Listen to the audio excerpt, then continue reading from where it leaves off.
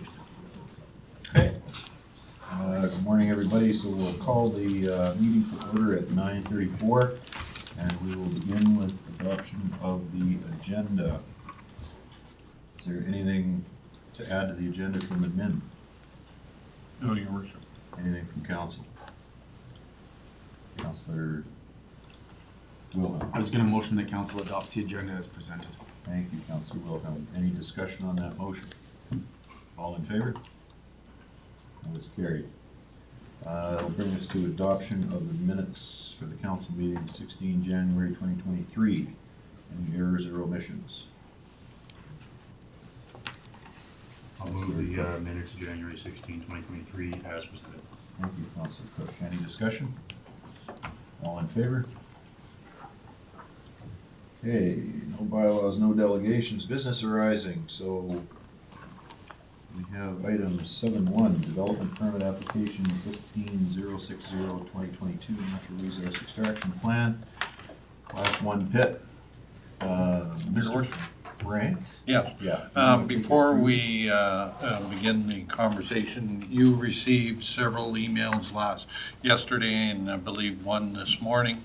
I do need to remind council that that information can't be taken into consideration because it could potentially give you legal ramifications. So that's the caveat in front for your discussion. And that arises through the structural requirements of the public hearing, correct? That's correct. Okay. Okay. Mr. Chair. Yeah, go ahead, Councillor Williams. I have to declare pecuniary interest on this and leave while this is being discussed because I rent the land that this is on. Okay. Thank you, Councillor Williams. Councillor Dean. Through the chair to admin, just clarification on the difference between taking information that might have come in an email versus having that information corroborate or support something that a councillor was already considering.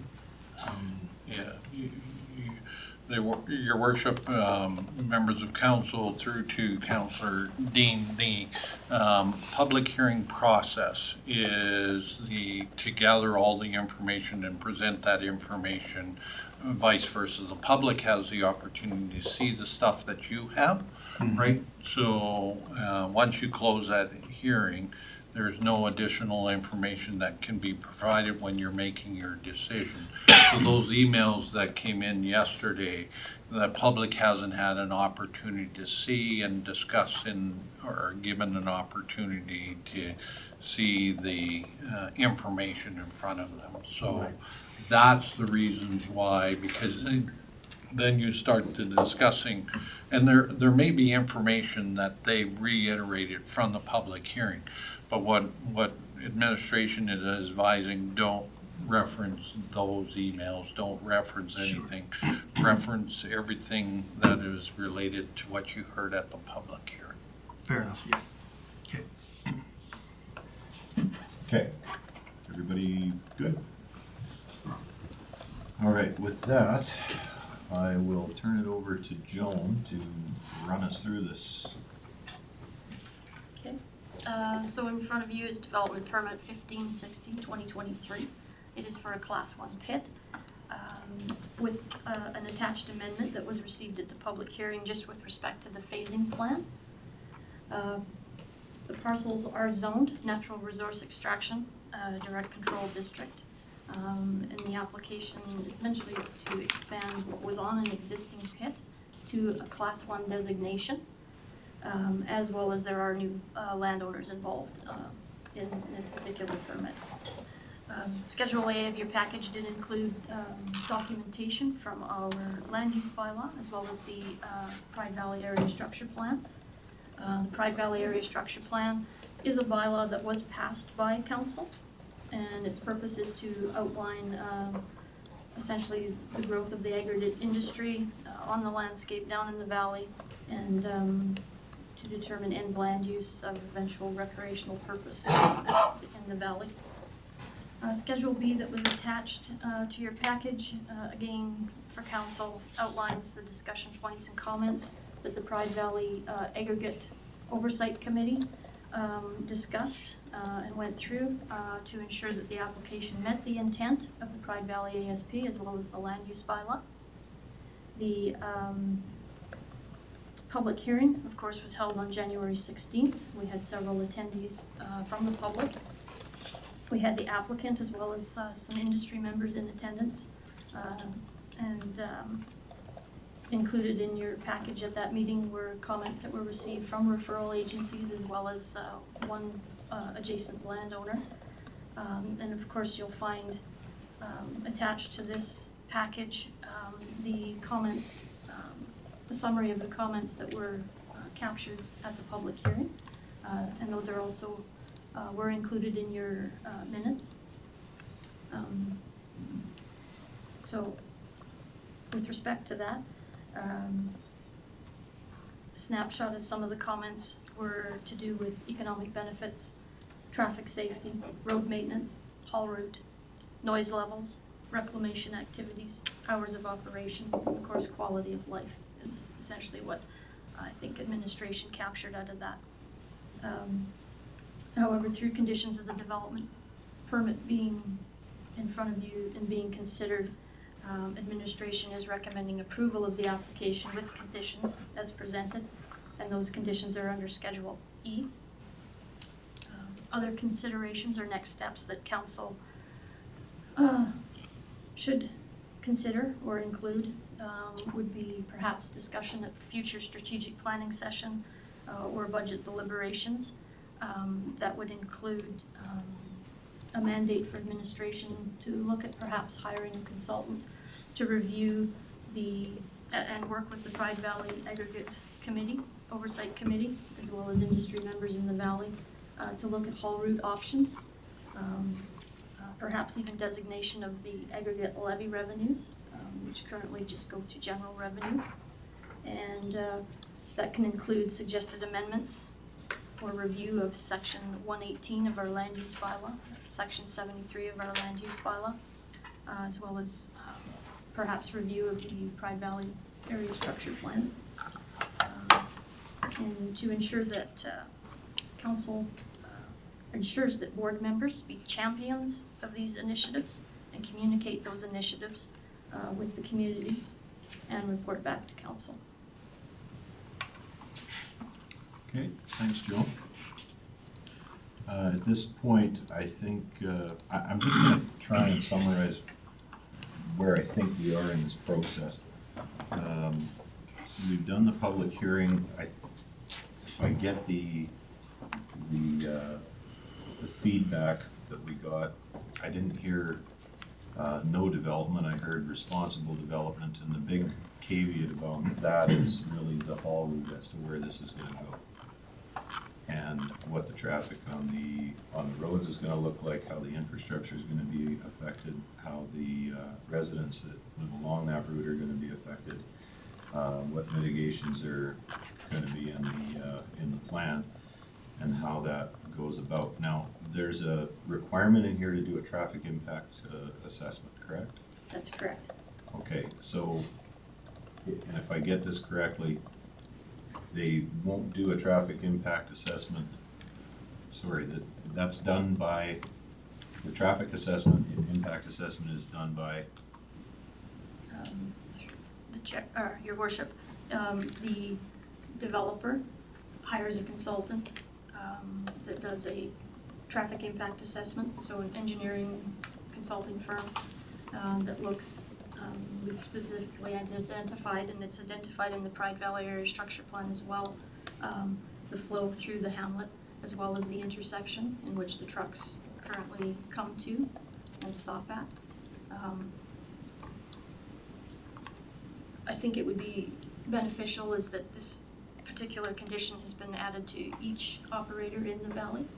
And essentially they can take the last one that was completed and put the cumulative effect of them coming into the valley and the number of trucks that they would add into that particular area.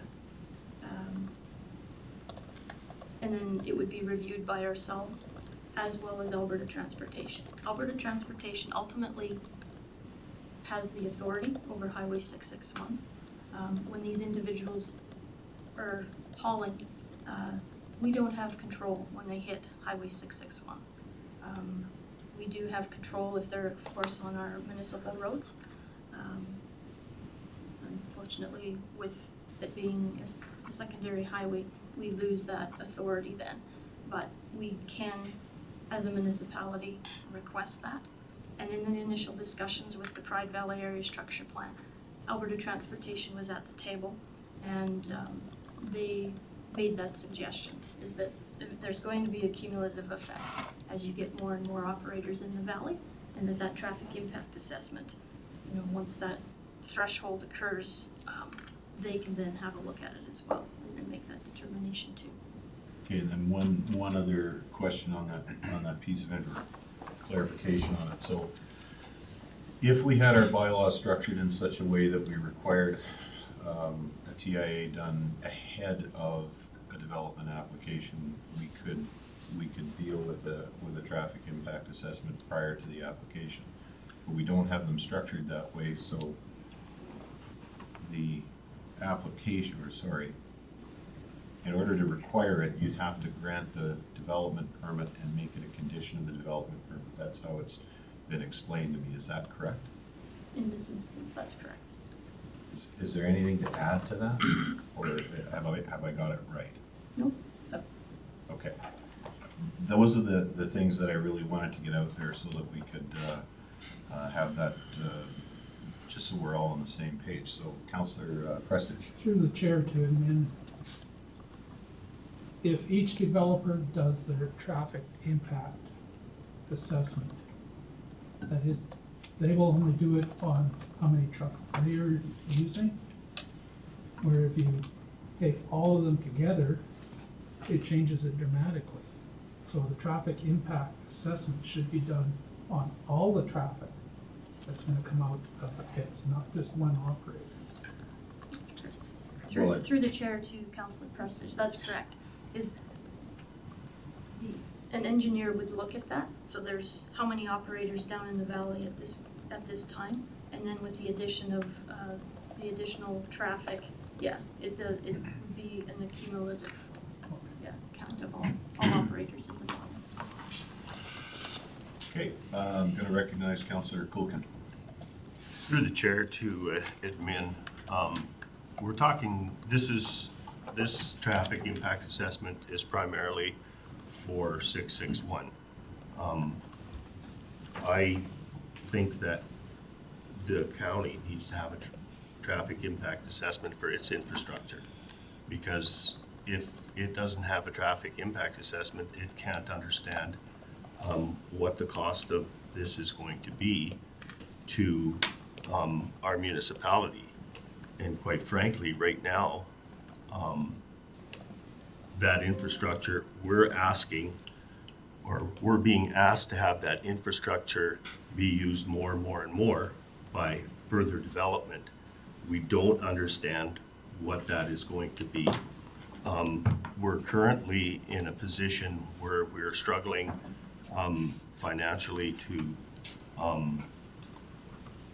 actually deliver the services that we're delivering. We've cut our service delivery. We've managed to keep our dollars to the 1% for administration.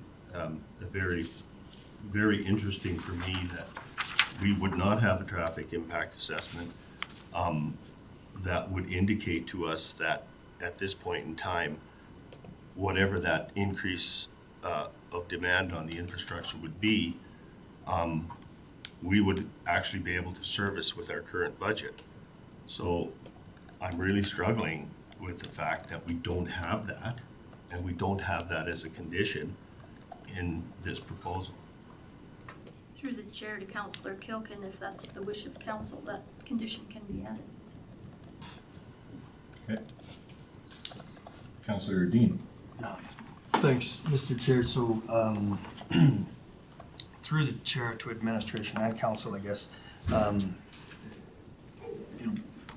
Councillor Coken expressed the exact same question I was gonna ask, in addition to a couple others. And I know that that question was raised by council at the public hearing.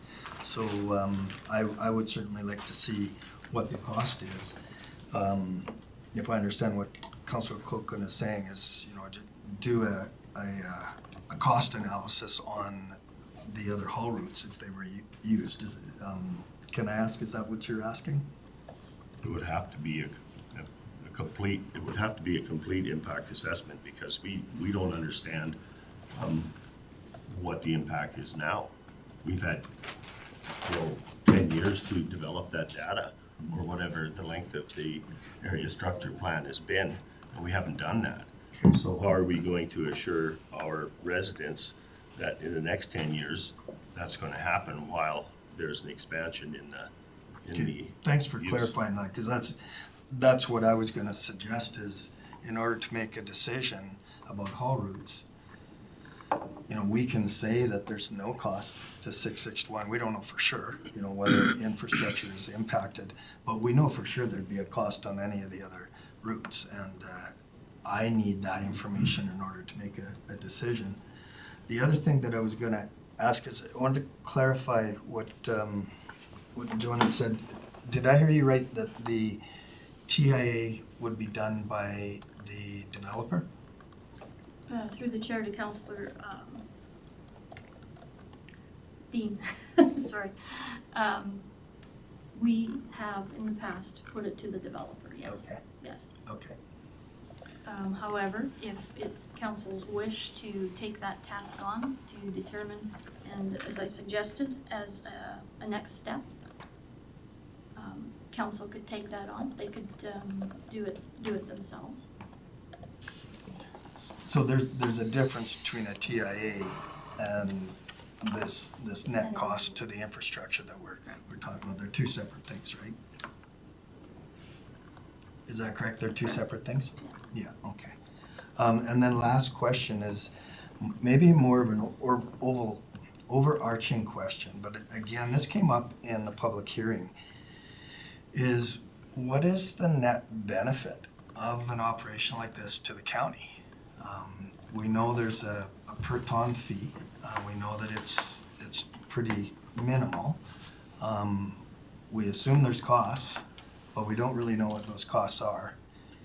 And at the end of the day, if an operation like that operates at a financial break even, I don't understand the benefit to the county. There's certainly an impact on the people that live out there. But, yeah, so until those financial numbers come in, I struggle approving this. Well, and one clarification on the gravel levy is that the gravel levy doesn't apply if it's a municipal project, a provincial project, or a federal project, so, which are pretty much the largest users of gravel. So you end up not being able to collect a levy on some of that. Yes, and it kind of makes sense that you don't charge your government to generate tax dollars to pay for a levy. But the problem is, it needs to go to that municipality it comes out of to support the infrastructure. And again, this is part of the problem that we're running into around these, yes, exactly. So,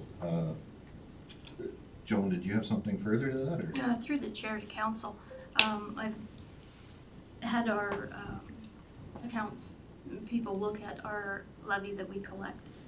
Currently, over the last 5 years, we've collected 2.6 million, 2.8 million, I'm sorry, from the Fort Assiniboine area, because we only have really one operator that comes out of there. It's roughly $30,000 a year. You accumulate that to the additional operators. We've got one that has just come on. He will probably start hauling out of there this year. And then with this additional third operator, we have the potential of possibly $100,000 a year that goes towards maintenance. Currently, it goes to general revenue. It hasn't been designated specifically to the area that it comes from. Okay, thank you. I'm gonna go with Councillor Colton and Councillor Cook. I guess this would be the comment to the 2.8 million is that I think that, if you look at the royalty piece of that, is that I don't think, given the way that the federal and provincial system is set up, that should be designated to the maintenance and the cost of that. This is just my understanding of that, because I look at it purely as a business, and that is that the increase in the use of the infrastructure is going to increase the cost of whatever is going on there. That's just a basic, simple principle. So I think that the levy that we were collecting from another pit should not be applied to that infrastructure, because that's not the intent. I don't think that was ever the intent of the levy. That's my view. There's a greater piece of this impact that we've left out of the equation, and when I went through the area structure plan, myself, given the information that was given at the committee level, what I was very interested in was that we had a lot of information that came to that table that was on the proposal of the development, and that's what you deal with in your department. And I respect absolutely what you've brought to the table here, because that's the job that you have, is to line those things up. The problem that I had with going through this stuff here is that there was no social economic impact data that was at the area structure committee level, where they could say, okay, this is what the social economic impact is going to be. So when we forward this, then there's going to be some decisions that council made. I don't have that information, and I don't think you do either. So in other words, you can only present here to us with the information that you have. And so then when I went through the proposal, I started to see that there was no baseline studies done on either dust or noise control. And if it would have been done, it would have only been required at the pit level, because where the trucks come through the town and all of that, there was no requirement in the proposal. The other thing that was interesting in the proposal was that there were no initiatives. In 1.5, there was no initiative to do anything at that capacity. So I have some really major concerns about that, because we're addressing the impact on our infrastructure, but we're not addressing at all the impact on our citizens. And that's our responsibility as a municipality. So the further I got into this, the more I started to understand that for 10 years, we've had the opportunity to develop that data and to develop a strategy there, and we're not doing that. And that's on us as council, because that is who is supposed to do that job. And I've been here now going into my second year, and I'm quite naive as to all of the different processes. And I'm just happy that I have the ability to collect the information that I can collect at this level. But our committees need to have that information as well. And so the information that I don't have, they don't have. There's another piece of this that I find very, very frustrating, and it came up as well and very clearly at the committee level. And that was that we had a person from Alberta Environment and a person from Transportation sitting on our Zoom meeting, and they really contributed nothing to the pieces that our municipality faces continuously, and that is that they do not do their job. We have I have no information on what monitoring they have done down there. I have no information as to what is the end result of some other pits that are in floodway and flood hazards. And so I'm really struggling to understand why we have to explain to our people why Alberta Environment isn't doing their job. They need to be at the table in those hearings and answer those questions, because we can't answer them because it's not our responsibility. And so again, now we go a little further down the road, in the province, who bears the responsibility of the irresponsibility of Alberta Environment? The taxpayer.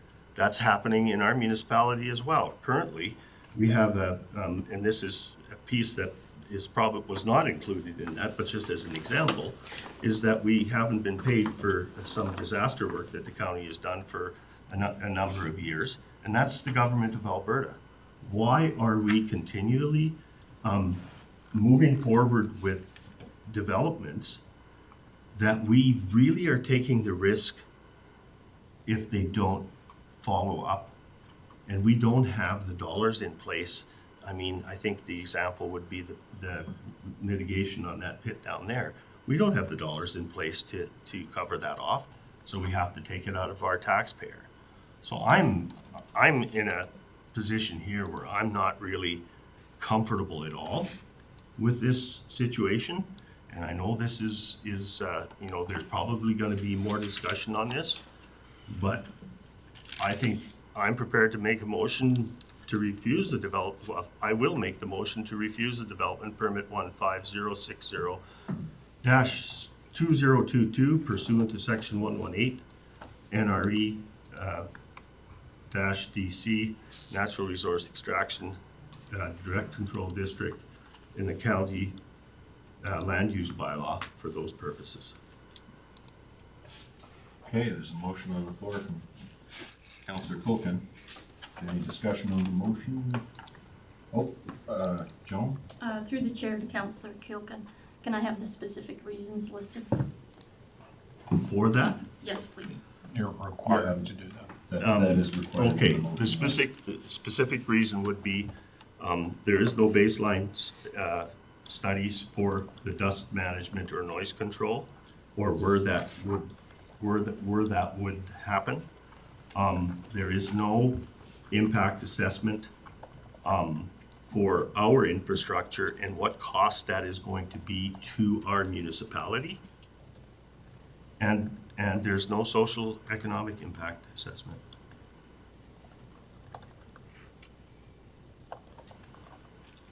Joan? Through the chair to council, with respect to what has been discussed, again, I truly believe that you can't hold one operator to this. This is an accumulative effect, and I truly believe that council needs to look at, through their strategic plan, to have these discussions and put these on the table, have a budget for it so that we can deal with those. This operator in particular probably won't get up and running for another year or two. In the meantime, we can have a lot of that on the go. Unfortunately, there's nothing in the 2023 budget to do such items. Okay. Your worship, just so that council will debate the motion. Does anyone wish to speak to the motion? Councillor Prestige. Through the chair. I can see Councillor Kulkin's request here, but my biggest thing is, like Joan said, who's gonna pay for this study? Should the developer bear the brunt of it, or is it the responsibility of the county? And on the roads, it's fine to do an alternate route, but is that road capable of taking be able to. So if that happens, then what do? We don't have a road for them to use without doing a major rebuild on it, and then who bears the brunt of that cost to do a major rebuild on a road to handle that traffic? So there's lots of unanswered questions. Thanks, Councillor Pestage. So again, speaking to the motion, I'll go with Councillor Wilhelm and then Councillor Dean. Councillor Dean was first. Oh, straight, Councillor Dean, go I ahead. haven't talked lots, go ahead. Okay. Just speaking to the motion, I don't disagree with the concerns that Councillor Culkin has. I have the same concerns that he has.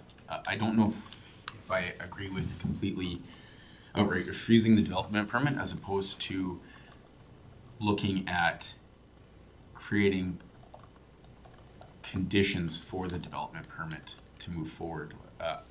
Again, this is going into my second year counselor. I don't know the entire procedures around it, but outright refusal of development permit, does that start the process all over again for this developer, or how does that work at a developer level if this motion moves forward? Your worship, members of council, the individual has no right of appeal because this is direct control, and that the individual could then apply after 6 months. Okay. So could we not, again, I guess, understanding the concerns and having similar concerns, would it not be more beneficial to both the community and industry, or this developer, to continue to work with them to find a solution that's going to work both for the community and for the developer themselves, as opposed to just outright refusing and resetting this whole process over again? That's my question, I guess, would be to council. Okay. Councillor Dean. Thanks, Chair. I just wanted to respond to Councillor Prestige's question. So your questions about whether the road would stand up, what it would cost, that was captured in the motion. And I'm gonna ask for a clarification from admin on this one, because we don't deal with a lot of direct control. So if there is an approval of this, or development goes ahead, are we locked into? Typically in the past, if we have an approved use, we grant the development. There's no opportunity for steering or anything past that. Once it's approved, and it just rolls on through.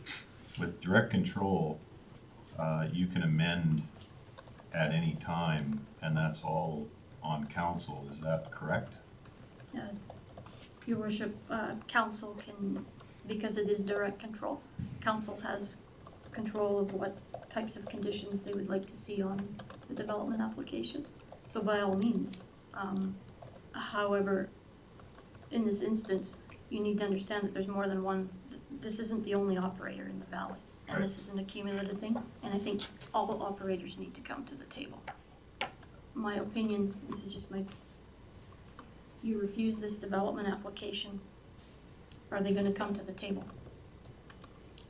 If we have where they can at least start to move forward with their development, and council so chooses to bring this forward for further discussion and, and put some skin in the game as well, they're more apt to come to the table and have these conversations.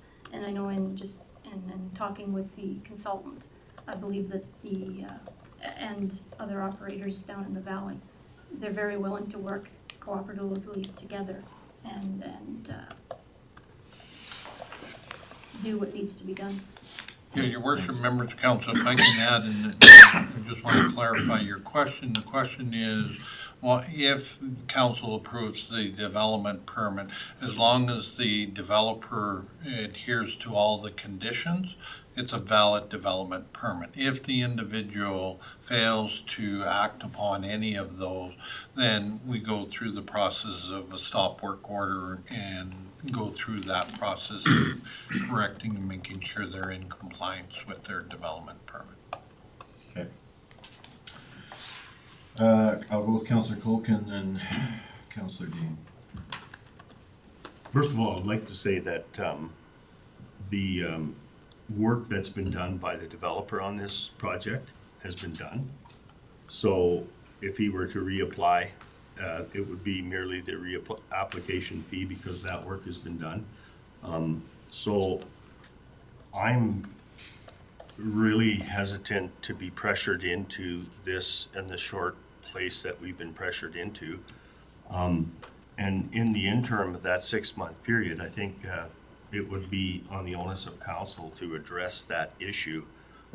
So we have a little bit more clarification because the administration just said we don't have a lot of resources to apply to that in the 2023 budget. So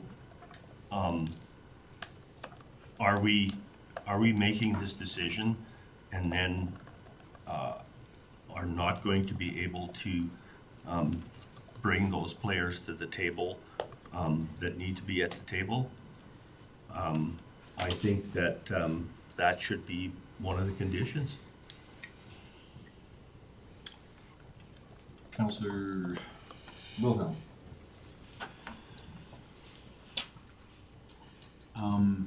Just to follow up with a comment or a portion of Councillor Colkin's comment, I do find this is obviously a very complicated situation for Assiniboine, and I think more information at a council level needs to be brought forward before a decision should be made on either denying or approving the permit. Rather than moving forward with either an approval or denial of this permit, we should I'm not sure what table of discussion isn't correct, but delay the decision to a later date till we have more information and make a decision on the permit with these proposed conditions or maybe additional proposed conditions to move forward with this permit. So we still have a motion on the floor, but I just my suggestion is potentially, rather than voting in favor or refusal of this permit, we delay that decision until we have more information and we have more time to discuss this at a council level. Yep. Okay, thank you. And just to clarify, if we do collect more information, that would require another public hearing, would it not, under the structure? Your worship, and council, the question of what I heard was the information about the process of whether you approve or refuse, right? And what steps are taken in regards to a full clarification, and this, I would gather, will give you the legal sections of the MGA that says all the things in the land use bylaw, and so I think that's what I heard. Let me paraphrase this. So therefore- I think what council's trying to get at is that they don't feel they have the impact on the socio-ec side and on the infrastructure side and the benefits of the community. We'd like time somehow to collect that information. How do we do it in the best, most responsible manner? The problem is, we don't necessarily want to chase off, and I think it's too bad too, because it's kind of this developer that's been a tipping point in the area, and I think Joan alluded to, well, didn't allude, she actually said it flat out, that we have to treat this like it's an area problem or an area, how do we deal with this for all operators in the area? As a structure. So this one's kind of tipping the scales, I guess, as it were. So is there a mechanism to get to that point without denying this? Yeah. Can we postpone the decision on this for a period of time to get that information that council's asking? Or do we have to flat out deny it? Well, again, your worship, and I'll look to Joan to clarify as well if your land use bylaw would be your starting point to amend it, where if an application for anything that comes in that you require, and I know there's a couple sessions where a developer has to have an open house for his proposal before an application is accepted. A social economic impact may be required, and that's part of the process before the application is accepted. So all the studies are done before the application is put in and reviewed. So as part of the public hearing, then those are all ahead of you, in front of you. You can't do that in this case, right? You'd have to go through the process of amending the land use bylaw, the area structure plans, the general municipal plan if it's needed to do that. But I think, again, is the question will always be is the onus of how much, and I think council indicated before, is how much onus do you want to put on the developer? Is it worth their investment to go through this whole entire process, right? And is there a responsibility of the municipality? And I'm not suggesting that, I'm just saying, that's a question. So I still didn't, I didn't hear an answer to what I asked though. Do we have to deny this, or can we still gather the information that council's asking for if we postpone the decision? I think you would then, and correct me if I'm wrong, you could ask for it, but then you'd have to open it back up to, because you can't consider it, right? Yeah. At this time, you can consider it and have another public hearing and present that to the public, right? Correct, Joan? Okay, so we'd have to gather that information, do another public hearing. So, okay. Counselor Wilhelm. No. I guess procedurally, I just need to understand, we have a Pride Valley Aggregate Oversight Committee that's in place. Could we not, considering we feel as a council level, we do not have enough, or I mean, I can't speak for all of council, but as a council member, I don't feel I have enough information to make a decision that's gonna be the correct one in this situation. Can we not push this information gathering, engagement with ratepayers, engagement with the developer back down to that committee to get more information for us at that level, and then come back to us with a solution that is going to work for both that developer and the community? Because it feels like that's what that committee's job should be. That's a structural question for, go ahead, Through the Joan. chair to Councillor Wilhelm. By all means, that can be completed. However, there's no budget monies for 2023 to accomplish that. Counselor Kulkin.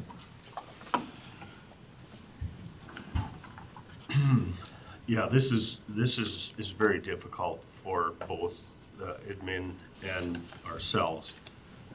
But at the end of the day, the process is the process.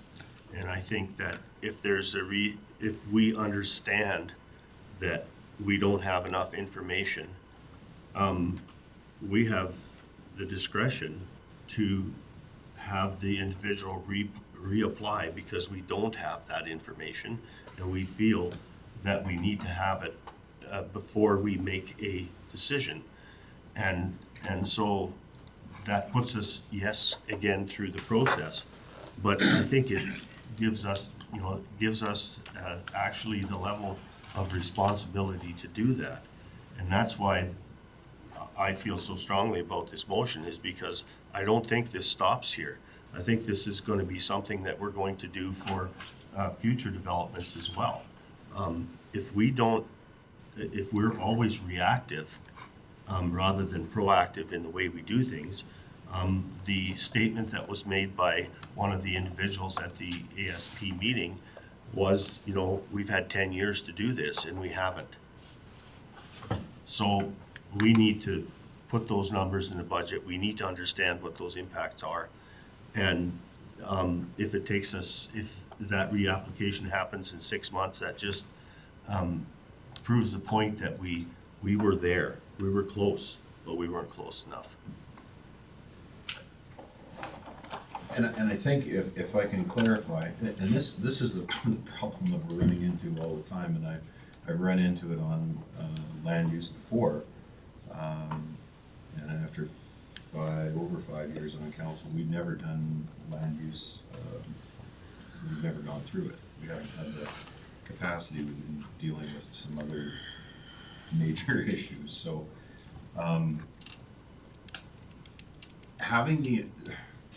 so our development application guidelines right now are contained within our land use bylaw, correct? Your worship, they're contained within the land use bylaw, as well as we've got direction within the Pride Valley Area Structure Plan that they need to meet as well.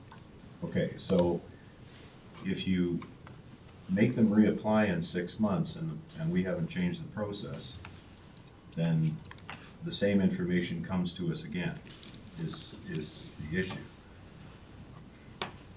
I'm having a problem denying the application based on the process. I would rather move in a direction that we postpone it, a decision on it, and work with this and see if we can get those answers. Then we go backwards into the land use bylaws and the Pride Valley area and make sure that we increase the scope of that board, and that we include these areas that are voids in our development process. Under the budgetary constraints that we have to do all those other things is going to take a lot of time and a lot of money. And I'm trying to strike a balance here because we do have other operators that are running. So is there an option for us to postpone this decision until we get that information? And can we compel on the infrastructure side, that's kind of our study. The TIA, that's within the land use. Through the chair, currently the applicant has met the requirements under our land use bylaw, under the area structure plan. Anything outside of that? Again, it's council's decision as to whether that's something that you desire as direct control. Councilor Dean. For the chair to admin, from a timeline point of view, we know that if we deny this, the applicant can reapply in 6 months. If that was the process, does 6 months allow administration to gather the information that the motion is requesting? Through the chair to Councillor Dean? No. Because again, budget constraints, we would need to hire a consultant to look at these aspects of it. Could include engineering as well. Councilor Cush. If I may, we're probably looking at 2024, possibly 2025. I mean, we're in the process of reviewing our land use bylaw and municipal development plan this year. Some of this can be looked at with that respect, but again, there's components of it that are missing that would be pushed off. Okay, and just to follow that, what I'm hearing, the intent of the motion is to gather this information, and I think I'm getting a sense from council that everybody thinks it's a good idea to have the information that we feel is necessary to make this decision. So, we're gonna task admin to do it, and it's not gonna get done within a 6-month window anyway. I don't, I just wanna make everybody aware of that, right? If we want the information before we make a decision on this, she's saying 2024. Well, the issue is the haul route. I mean, if you boil it right down to it, the issue is the haul route. I can't see that we don't have enough expertise to figure out a haul route on our own. Except the motion also talks about the social impact, Right. and that's a kind of a piece all by itself, right? Yeah, that is. Sorry, Councillor Kush first. Just, two things. Firstly, my big thing is I don't, canceling the application and kind of going that way, I just feel like we're unfairly putting the developer in a corner too. I mean, he's put the development permit there, they've gone through all of the checks and everything that we put out there for them, everything that we've asked, they've done. I do understand the concerns of the residents, I understand that part too, I understand where the developer's coming. I don't wanna be a council that also just flat out pushes development and growth out of the county to someplace else too, which will likely happen if we push this off too far. And you gotta understand, like, they have money and stuff tied up in this too, and where they are. My question I have to administration on this, I mean, we keep talking about the costs, and, you know, I guess the budgetary restraints that we have here, but do we have an idea roughly, just ballpark what some of this information we're looking for is gonna cost? Is it gonna be something that's gonna be like under 100,000, or are we talking like a lot of money up front to try to get this information? I know, understand, engineers, everything to do this is gonna be costly, but what type of costs are we looking at roughly?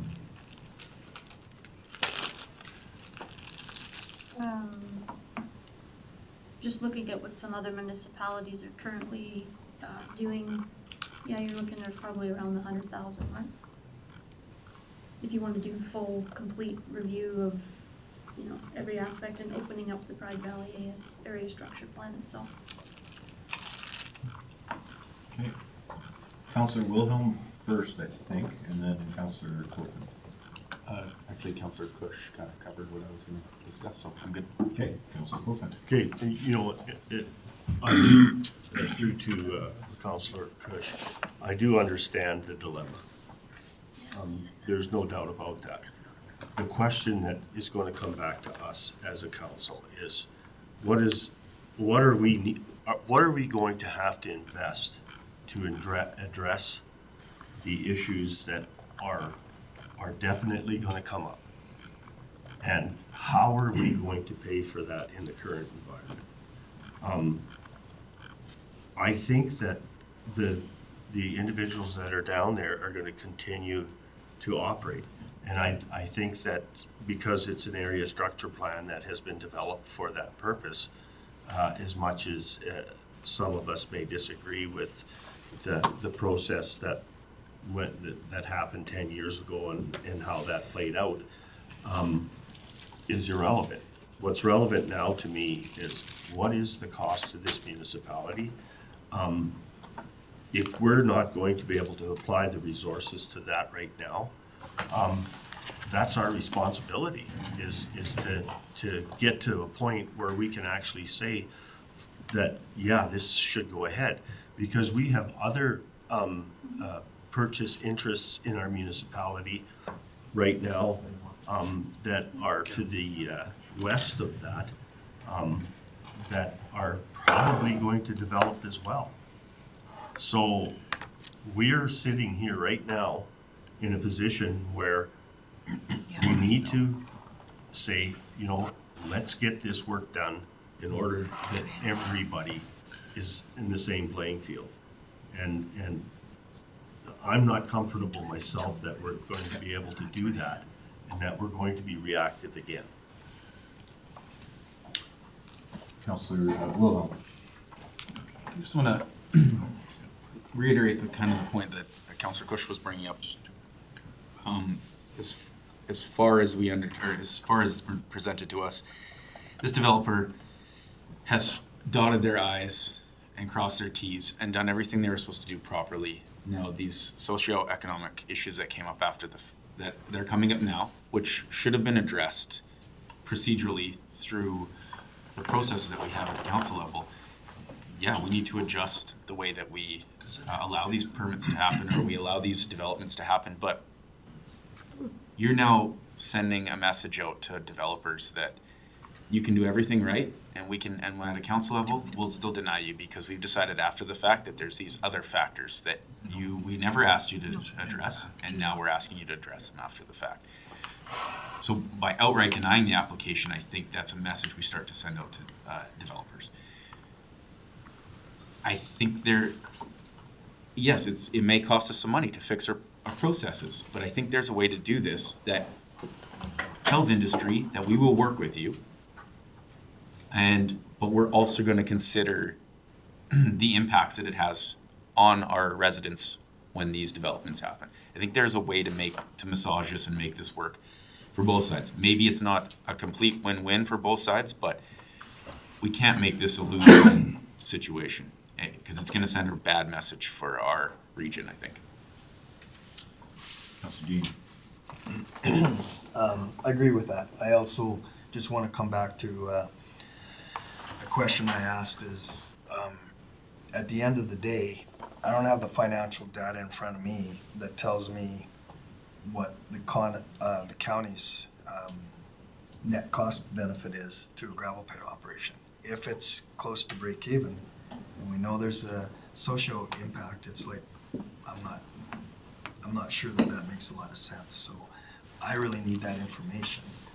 And these questions weren't asked, I guess, by previous council, but they're being asked now. And I support Councillor Culkin's approach of doing it right and then moving forward. Councilor Prestige. Through the chair.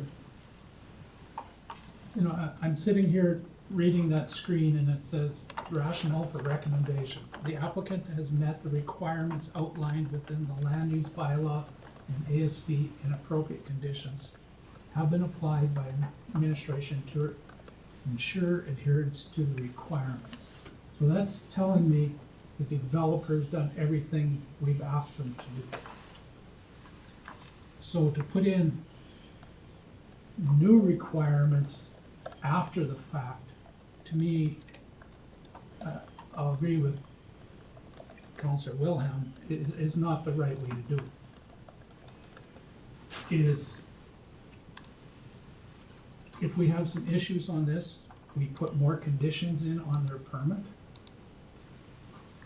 And then, once this is finished, then we get together and redo the whole structure plan, how it should be.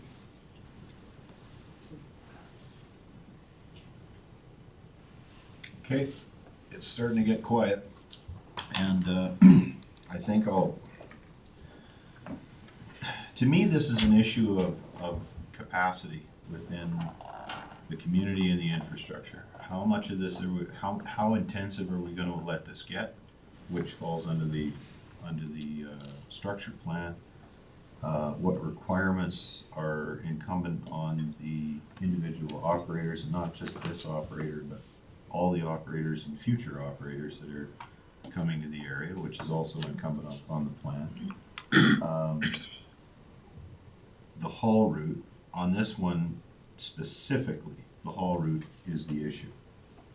And I think if we're going to have that area structure plan where we've got 100 years worth of gravel coming out of there, or 50 years worth of gravel, it's probably worth actually building a haul route that works for everybody. My problem is I don't know how to do that from here, sitting here not looking at it, and I don't have that information in front of me. I agree it's not fair to the developer to basically put a set of rules up and say, yeah, you didn't, you did everything you should. As council, we should have identified this before, and it's tough because oftentimes you don't get into the issues until the issues are upon you. And that's, again, why I keep talking about postponing this decision until we can get an idea on the haul route, because I think there's an option there that we can find a bit of a sweet spot on this one and get both groups happy without imposing too much on the developer himself. But I'm not hearing an option from admin to make a.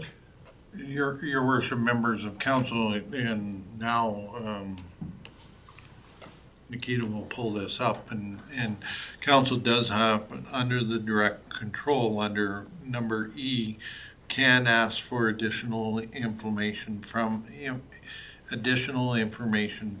applicant, right? So you can ask for social impact, you can ask for a traffic impact assessment that's under, expand the requirements to do that. What we recommend that you then also go to the public with that information so that they have an opportunity to have input further, and you can do that. And that's Right. exactly what I've been asking for, so. Counselor Culkin. So, if that was the case, would we have a better understanding of what our financial obligation would be to actually go down that road, or are we still sitting in a place where, no, we're gonna say, you know, because we don't have the ability to build that infrastructure in our budget process or any agreements with the gravel operators, we we know that it's a problem, but we aren't gonna deal with it. Your worship, through to Councillor Cook, and I gather you're talking about the alternate haul route in the whole bit. And again, you can do a preliminary assessment in regards to what it takes, but ultimately it's based on the impact of the vehicles, right? Is we all know that one vehicle every hour is different than one vehicle every 15 minutes, and the type of vehicle that's on there, right? So again, that this traffic impact assessment, whether it's at that intersection, tells you whether or not it's going to be, needs to be controlled or upgraded or whatever. The cost estimate is, we know approximately, and I'll look to Mr. Bushon to correct me, is we're talking $1 million a mile to upgrade any road to a greater standard to haul industrial. Is that correct? Looking at a paved road, yes. About that. Yeah, sorry, and I should correct that. And is- before you, can I clarify something before you step in the Wayback Machine and use miles? Was Can I- that a million a kilometer? It is actually $1 million a kilometer. Just, sorry, yeah, just making sure we don't go 40% off. Yeah. Okay, thank you. All right. Anything further?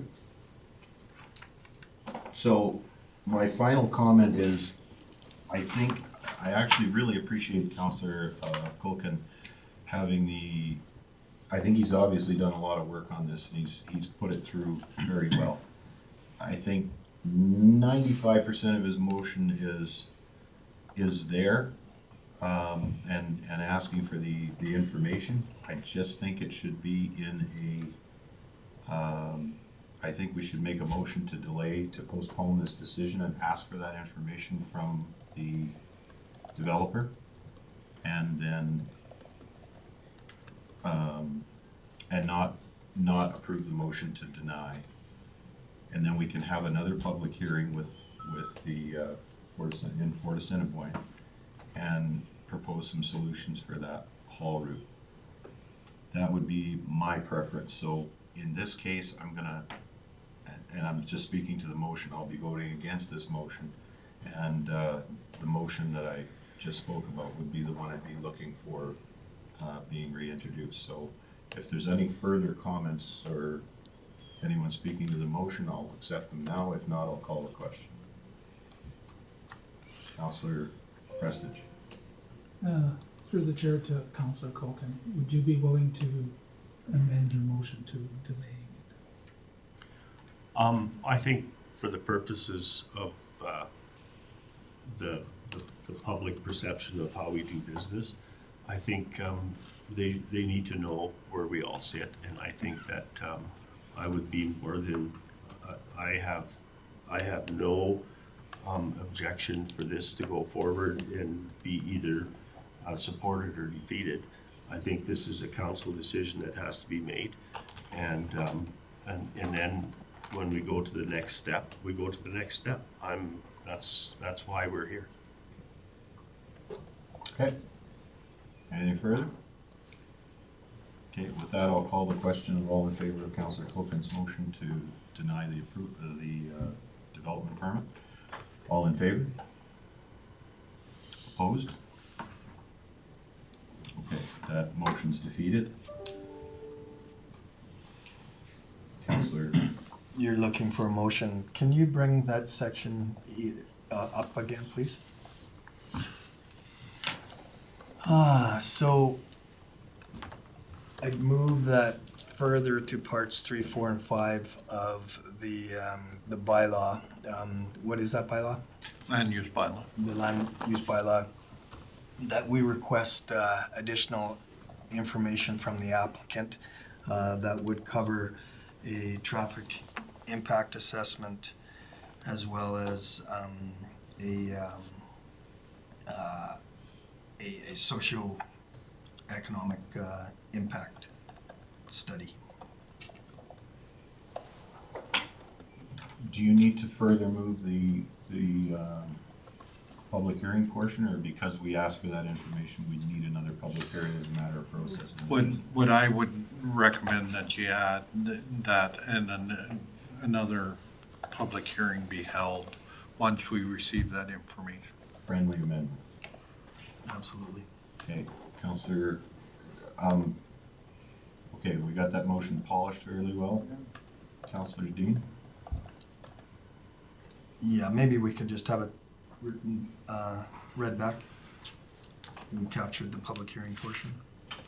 That subject to the land use bylaw, section 106 3E, that council request additional information from the applicant to cover a traffic impact assessment as well as a socioeconomic impact study, and a public hearing be held following receipt of information. Thank you. Okay, and, sorry, one other clarification is, do we have to include in the motion that we postpone the decision on this, or that this decision be No, postponed? you're requesting additional information. Just the requesting additional information is fine? Okay, with that, I'm gonna recognize Councillor Cook and then Councillor Dean speaking, or Councillor Wilhelm, sorry, speaking to the motion. Okay, through the chair to Councillor Dean. You talk about the impact, the social economic impact assessment. What about, are we talking about a traffic impact assessment as well on the county roads, or is that not in that? Yeah, that was in the motion. And it's specifically for the county roads, not for Alberta Transportation 661? Yeah, we, as I understand it, just in reply to the question, as I understand it, we're not in control of the process of the TIA for the highway, but we are for the alternate haul routes. Thank you. Okay, Councillor Wilhelm. Just so I understand what the scope of a TIA or traffic impact assessment does, what exactly information does that provide to us? Is that how much impact the traffic has on the cost of the road and upgrading the road, or is that, what is a TIA? I'm gonna be honest, I'm a bit out of the loop on that one. Joan or Andre or whoever's the best equipped to answer the question. Through the chair, traffic impact assessment, it can be a number of things. It can deal with the intersections. It can deal with the road structure of any routes. It can encompass almost anything having to do with impact of proposed traffic on a road or intersection. So I guess to follow that up then, the impact on the haul routes that are owned by, or managed by Woodlands County, would we be putting that on the developer to say what the costs were against those roads? Would they even have that data to be able to say that, you know, this is what it would cost to maintain your road for 10 years or whatever? Like, would that not be something that administration would have to come up with instead of putting the onus on the developer to provide that information? I don't even think they could do that, could they? Which is why I'm just asking that question, because then I would then further amend the motion to say that administration comes back with additional information on what the cost of the additional hauling on the 3 alternate routes would be, as well as what our potential revenue from this type of development will provide. So we can see what's our cost benefit analysis of doing this on separate haul roads, the revenue actually generated for the county. All that information should be in place for us to make a decision on this. We need to know what benefit financially. In hard, I don't want around maybe 100,000, maybe 100. I don't want to know that. I want to know what exactly we're going to generate for revenue from this potential revenue, and what the potential costs are in each of those different haul routes. That's how I'm going to make my decision on it. Fair enough. So can admin answer the question? Well, your worship, through to Councillor Wilhelm, I guess a traffic impact assessment is based on the future impact, right? So it's never a black and white cost, right? Is if there's an X amount of vehicles on there, this is what's going to require based on the science that has been gathered through years and years of data, right? That says that vehicle will require, or this intersection will be required, or this upgrade to this surface will be required when they hit that, right? And no different than when they twin highways, they use a number that says that should be twinned. Does it always happen? No, right? So again, those numbers will be there. We can't give you an exact cost. They'll give you a range of estimating to upgrade that intersection will cost X amount of dollars, but it'll be a range, right? And that's totally fine, but that's better than pulling a number out of thin air. Like, that's all I'm saying. Councillor Dean. Thanks, Mr. Chair. Just in response to Councillor Wilhelm's question, or, potential addition to the motion, at least that's what I'm thinking you're saying. I think that would be better served in a separate motion. That for sure we want that information, but we have right now the motion is talking about additional information that we require from the applicant, and then I think a separate motion to ask administration to do that cost analysis would structurally be better. Okay, fair point, Councillor Dean. Councillor Colton, go ahead. Could you read that motion back to me, please? Certainly. Through the chair to council, the motion reads that pursuant to Land Use Bylaw, Section 106, 3E, council requests additional information from the applicant to cover a traffic impact state assessment, as well as a socio-economic impact study, and a public hearing be held following receipt of information.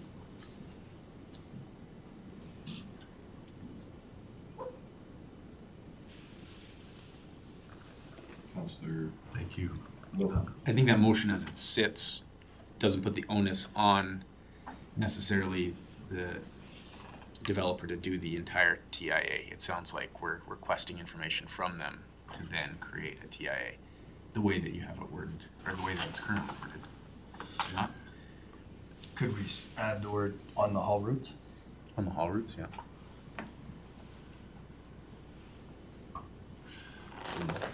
It's your motion, you can do whatever you want with it.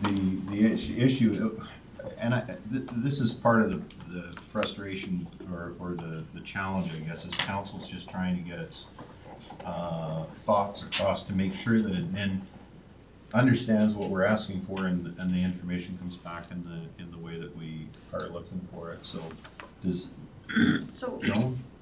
through the chair to council, the condition that was placed on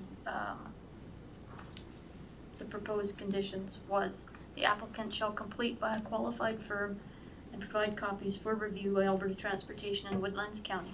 A traffic impact assessment that would include intersection geometric analysis on Highway 661, Township Road 620A, and the volume of accumulated traffic as a result of haul activities from the valley through Highway 661 in the hamlet, to determine if they are able to safely accommodate the traffic volume and the design vehicle maneuver generated from the proposed gravel pit. Okay, now we're gonna go somewhere. Counselor Wilhelm. Yeah, and I did read 31. I think what council's trying to say though is we want to know what the impact is on the alternate haul routes, not just on 661. And that's how I captured it in the motion, is that we would go back to the applicant and say, we need you not only to look at that intersection, we need to look at the alternative options where you can take your trucks to, right? And again, you're gonna get a range of individuals going up, and I think there were, in the public hearing, there were 2 other suggested routes, but the main one was going up Range Road 24, was it? Through the chair, I think there's only one other way in or out, Yeah, is up the and hill. that's only one. part of the way. Counselor Copeland? Yeah, I guess, we can speak to, or we can actually approve a motion like this. The underlying piece of this is still going to be, how are we gonna pay for it? Because we don't have a plan. And so I'm really having more difficulties with this now. So, I don't have any answers. I'm just wrestling with the whole thing, that we are reacting, which is unfortunate. But I just don't know how we're gonna pay for this. Like, we know that has been a consideration of our people that came to the public hearing. And we've aligned ourselves properly with the requirements in our land use bylaw. I don't refute that. The question for us is, and I think that's why a discretionary clause is in these difficult situations, is that we need to understand that if we make this decision, and council is at this point asking the tax base of this municipality to support whatever development's happening down there, because we don't have any other information. I'll leave it at that. Counselor Dean?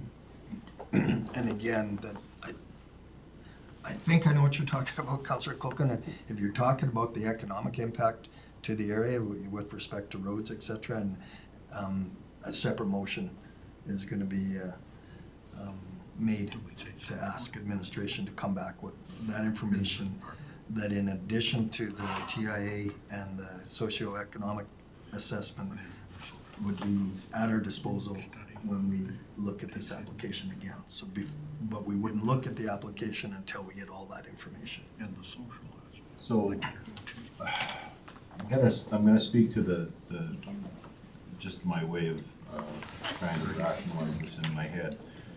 And the first part is when I first became part of this council, I remember running into a couple of difficult conversations, and there was a saying that I used to hear, well, how do we get around this? How do we get around this?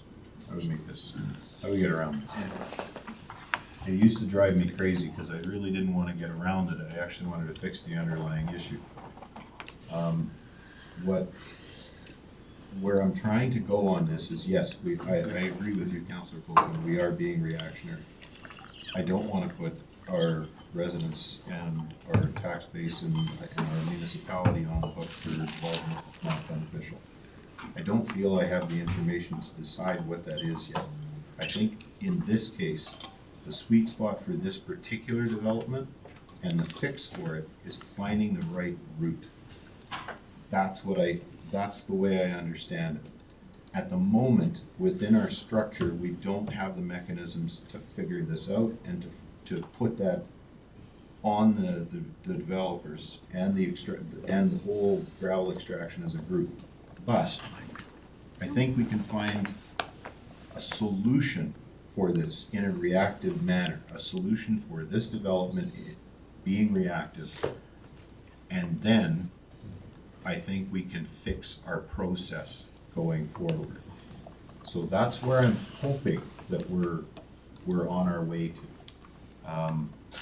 And I'm trying to explain the mentality. The idea is not to approve this or to do this just so you can get around something. Certainly not my way of doing things. You identify the problems, you work through them in the correct fashion, find a good solution for them in the situation you're in, and then you fix the system going forward. So if that, hopefully that helps a little bit anyways. Councillor Colton?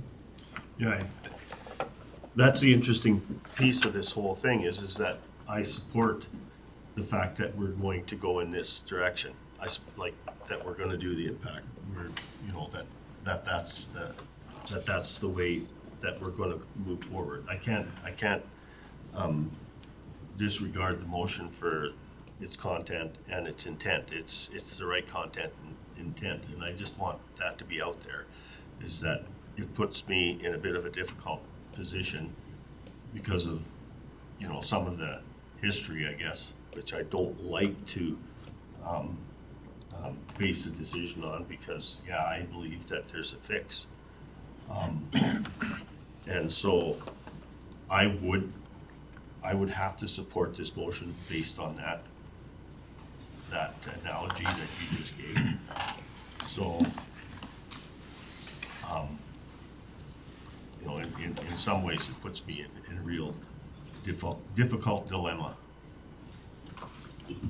Yeah, well, if my eyes look a little funny this morning, that's the result of it. So, Councillor Prestige. Through the chair to council and administration.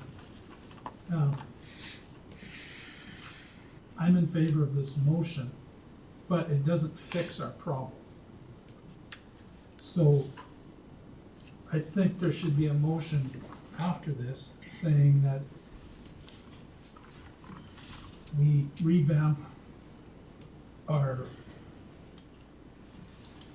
not sure quite how to word this, but to revamp the whole system to include economic and social issues. And, sorry. I'm not making a motion, I'm just putting it out there. Nope, I understand. I think Mr. Frank is gonna. Your worship, through to Councillor Preston, I think that opportunity will come when you review your land use bylaws, so that, again, some of these issues as you come, that you may require them right before the application is before you. And that doesn't mean direct control, that means all development. So there is an onus that, as depending on the complexity of the development, you may want additional information, and that type of stuff can be done prior to the application being accepted. And our land use, we're looking at that in This this strategic plan, correct, in this year? This year. 20, This Yeah, yeah, 23. yeah. Okay, It wasn't a it's deep not a dive, rewrite. it was a cursory. I was Not just rewrite, thinking that. it's a tweak, it's just to clean up some stuff. Every time you mention land use bylaw, I twitch. Yes. Okay, did we, is there anything further to the motion? All right, I'll call the question. All in favor? Any opposed? So that's carried. Councillor Colton? I just like to say I appreciate the fact that we've had this very, very deep discussion about this, because we really need to have our residents understand that it's not them and us, it's us. And when I look back in history, that hasn't been the case. And I think we have to reestablish the fact that we are the keepers of the gate for the people that elect us. And this discussion's really started to lead us down that path. And I really appreciate the fact that you guys, you know, put your thoughts out there and I hope that our residents get the idea that we're trying to figure this mess out, because it wasn't one that we created. Councillor Colton, Councillor D? I was just prepared to make a second motion that we ask administration to come back with a revenue expense analysis, cost benefit analysis of the impact of gravel traffic on the Pride Valley Hall routes. Till he calls a recess, and then you're done. And you should be listening. Sorry. Okay. But you're still on the same topic. No, I didn't pay attention to him walking in, sorry, I was, yeah. Did you catch the motion? I don't know, did you? No, Just hang on, because, yeah, sorry, go ahead with your motion again, and we had an individual come back in the room that had Distracted us. declared, yeah, so we dealt with that. Anyways, go No ahead. problem. So I'd move that council ask administration to come back with a cost analysis of the impact of gravel truck traffic on the identified haul routes within the Pride Valley Area Structure Plan. Clear as mud? No, the debate is whether Councillor Williams is allowed to be in on that meeting. I'm saying it's part of the previous application, part of the application, direct control issue that you just debated, right? Right. So the question is, from council, is it or isn't it, right? And then if it isn't, does he then come back in and allowed to vote on that? Look, I already had a headache 15 minutes ago. Yeah. So Yeah, so do I. let's, Corinne, have you got the motion captured? I do. All right. Any questions on the motion? Anyone wish to speak to it? Amendments? I'll call the question. All in favor? Any opposed? That's carried. Okay. Is there anything, Councillor Cook? So when we're done with this, can we take a quick break? That's exactly where I was going. Is there anything further to this that we saw? Okay. With that, I'm going to call a 15-minute break, so let's come back at 11:15, okay? The other way.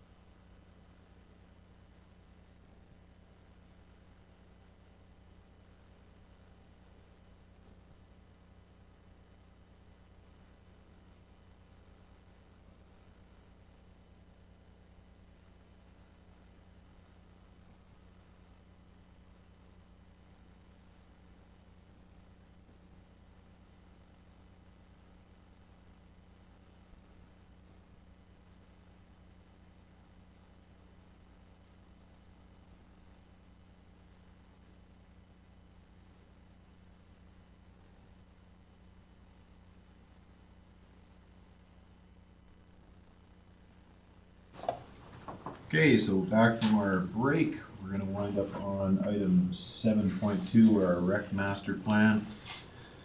And, Joe, you wanna take us through this one? Sure, your worship. So our community services committee had met and had made a motion at our January meeting to bring forward to council to essentially move the recreation master plan back under community services committee and under our scope of work. The rec master plan was completed in 2016, and in 2019, and we used to have a rec department.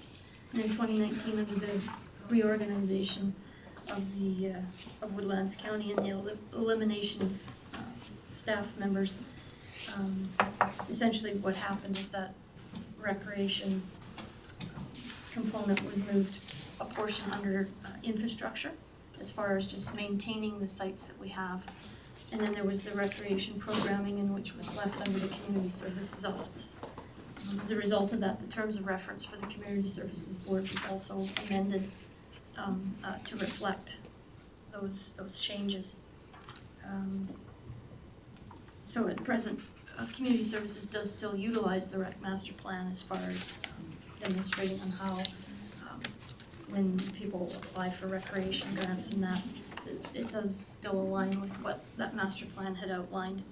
And then we also provide some programming at our sites as well. So currently the strategic plan that council had adopted for 2022 and 2025 doesn't necessarily include the aspect of focus on recreation enhancement, meaning new developments and things like that.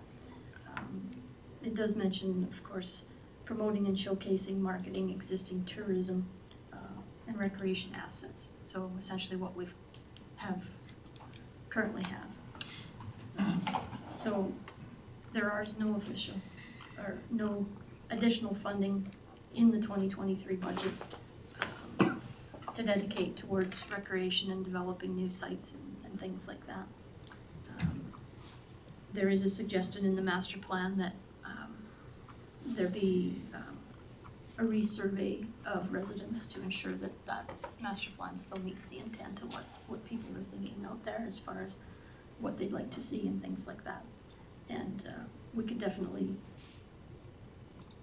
put monies in the budget, not necessarily for this year, but maybe 25, 26, in which a survey could then be completed. And I think I don't know, Heather, if you've got anything that you'd like to add with respect to it,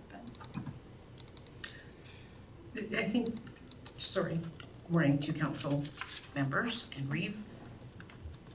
The main component is there's developing what's in the rec master plan, talks about long-term planning of development sites, and that's just not something that right now, currently, the way our org structure is and where our budget is aligns with to do much with it. So I think the Community Services Committee wanted this to come here for discussion and see where it could go for information. Counselor, sorry, am I Yep. cutting you off? I didn't wanna, sometimes people take a breath and I just wanna do something else. Okay, just checking. Counselor Colby. Yeah, through the chair to Heather and Joan. That was a long document for me to go through, and some of the graphs and stuff like that are past my.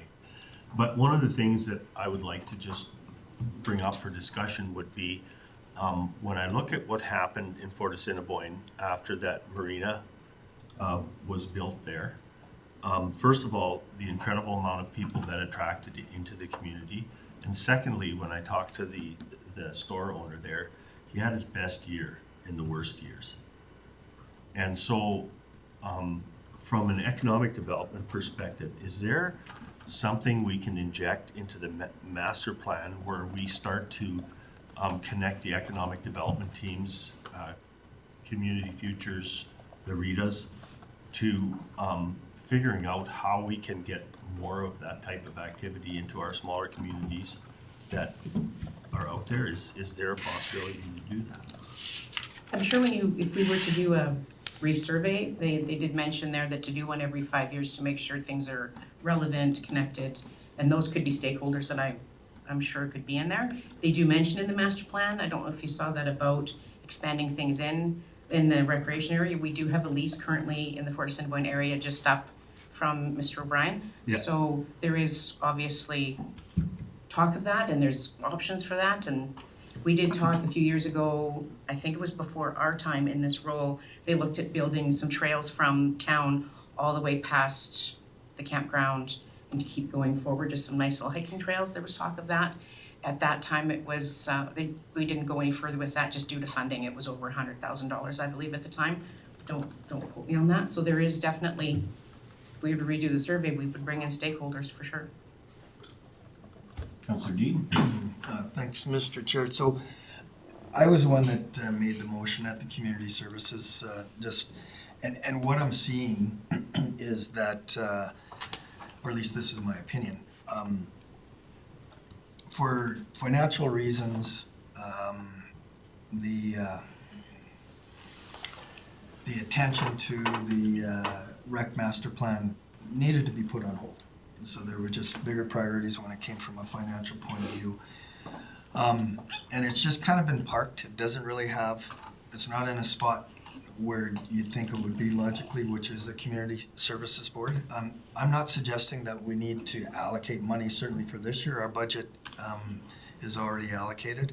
But I'd just like to take the Recreation Master Plan, put it back under the Community Services Board, and so that next year, when we start to budget for next year, if we deem that we want to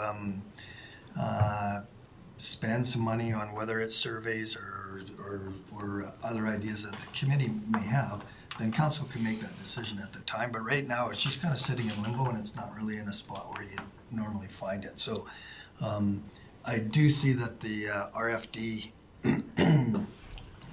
talks about, I lost it. My thing is not, what's going on? Yeah, thanks, Chair.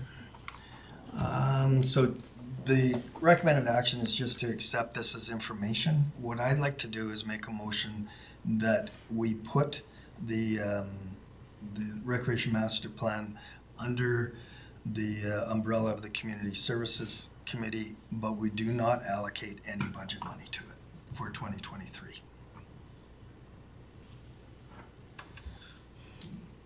Is that a motion? That's a motion, yeah.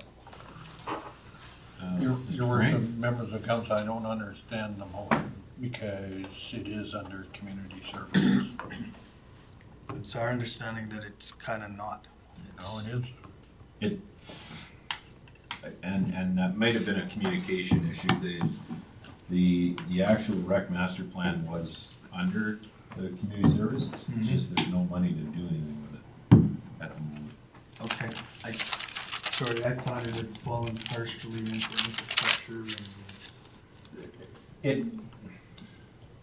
No, So some of the bits and pieces that needed to be maintained under the rec master plan, just to hold the line, got moved into the, because we had, under the rec, that would have been Mark, I guess, that was looking after a lot of that stuff.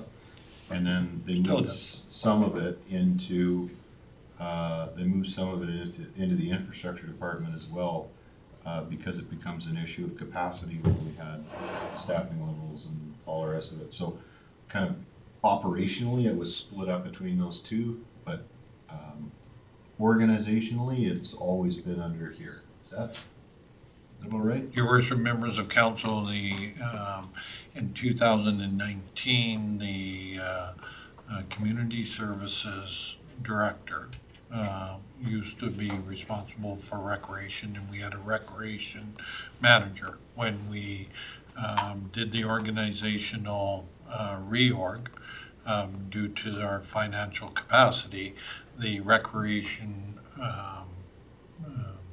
department was removed. However, the community services was reallocated to Joan's position, and she took on that portfolio, and we split it into two, recreation programming and maintenance. Maintenance went to infrastructure, programming stayed with community services.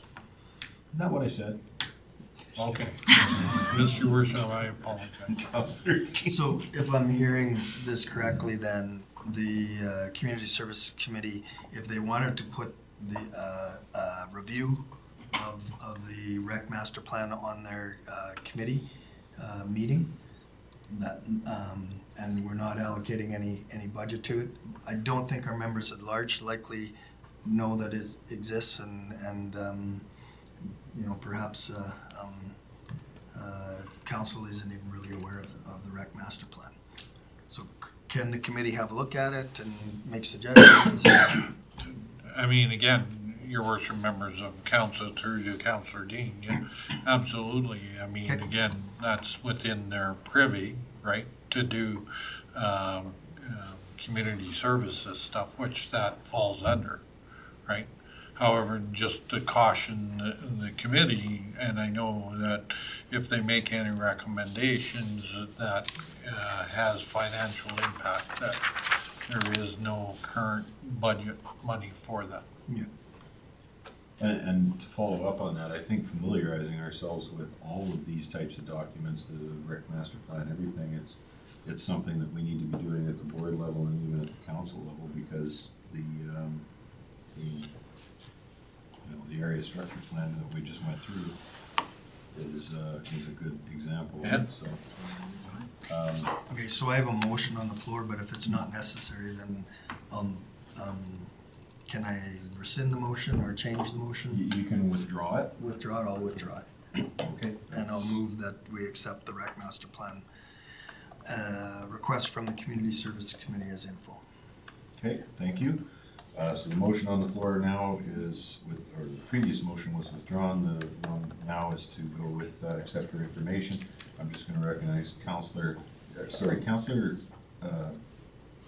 Wilhelm, you had your hand up a minute It was to the ago. previous motion. If that's So you're rescinded, okay. it doesn't matter. Councillor Cole. Okay, I just have one further question is, you know, we know that, the, camping and facilities and stuff like that are oversubscribed, overbooked in the summertime a lot in all of the different areas. And I'm just wondering in the master plan, when we go down that road, is there a possibility for us to expand, to the east of that marina there? There's a big chunk of land where the old dump used to be that's in a perfect spot. It's high ground. Does the county have an ability to purchase that land and make it available for people like Mr. O'Brien to expand that to bring more people in? I don't know that. Your worship, through to Councillor Cook, and anything's possible when you review it, because that is Crown land, I believe. Yeah, I think it is. Right, and, but nothing prohibits any individual to make an application for a recreation opportunity, and would then fall under our land use bylaw. And through the chair to Councillor Kilkin, I believe infrastructure has got a request in from an individual Yeah, with thank respect to the lease. Okay. Oh, for the lease that's on the south there. Yes, Woodlands County currently holds a disposition on those lands. Yeah. That was done several years ago. Okay. And there is has been a request come forward. Awesome. Thank you. Okay, motion still on the floor from Councillor Dean to accept his information. Any further discussion on the rec master plan? I'll call the question. All in favor? And that is carried. That will bring us to enforcement services.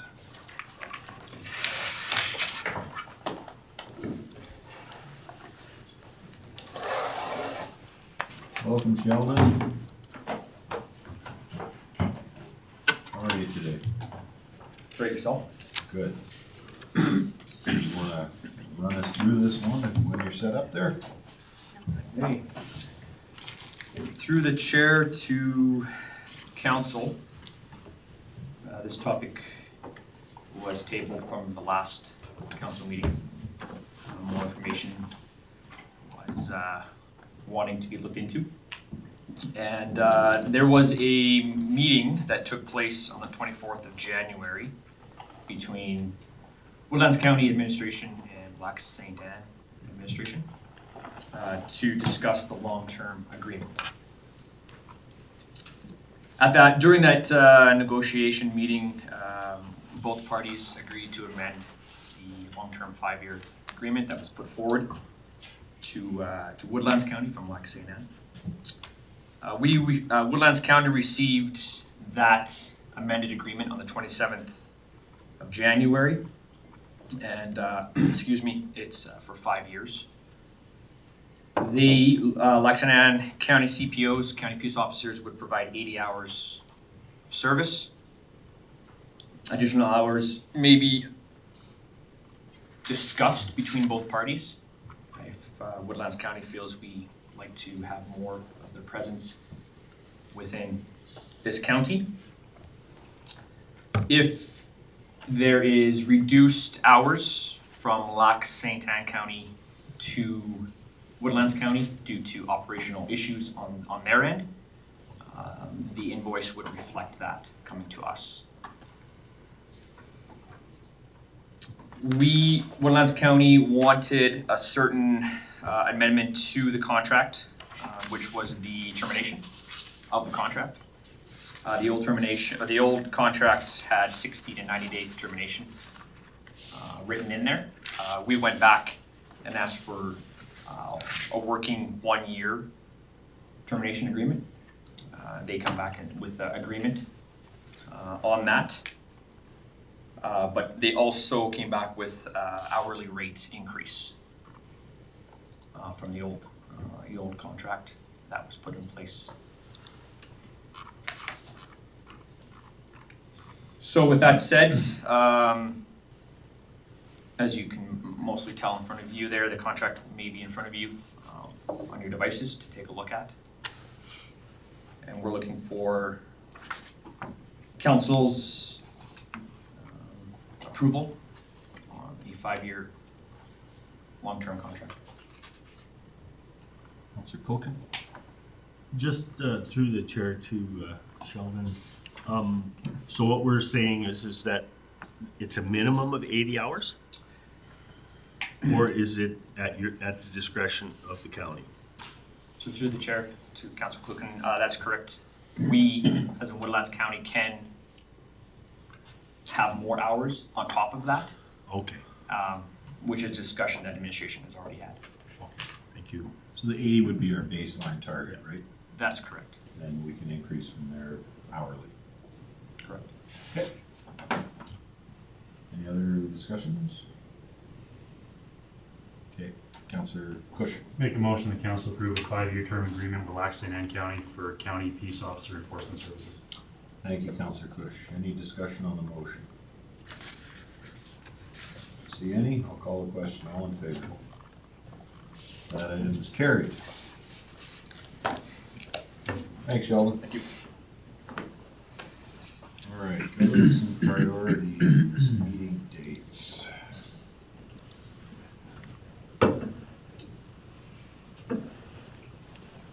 Corinne.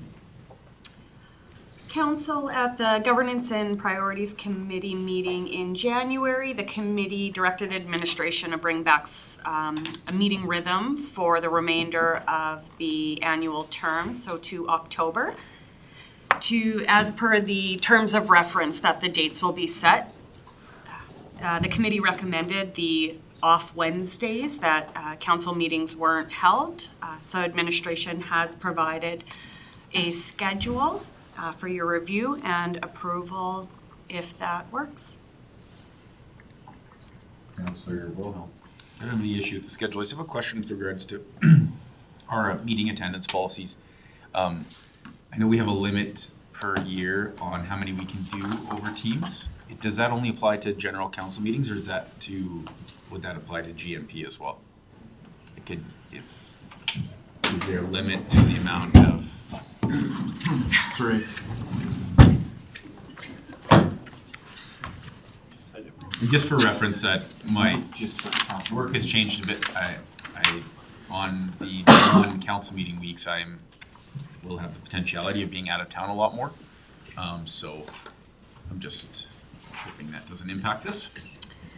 Through the chair to Councillor Wilhelm, per the procedure bylaw, section 11, this section does start off that council or council committees. So it is directed to council committees also under the electronic terms.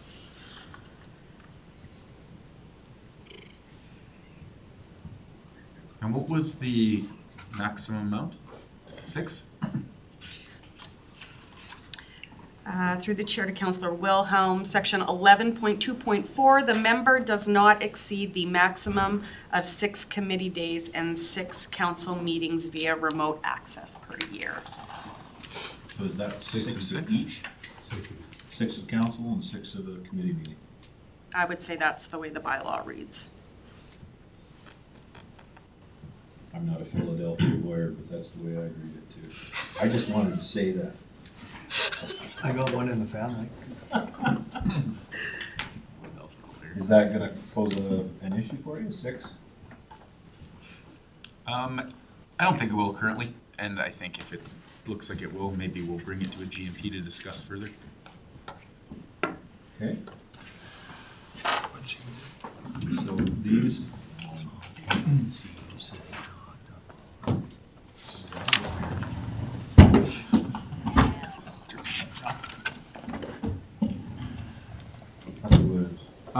The dates work really good for me. The time, I don't know if anybody'd be opposed to going to 6 p.m. would be a lot easier for me to make them, but if it works way better at 5 for everybody, I can probably try and make it work.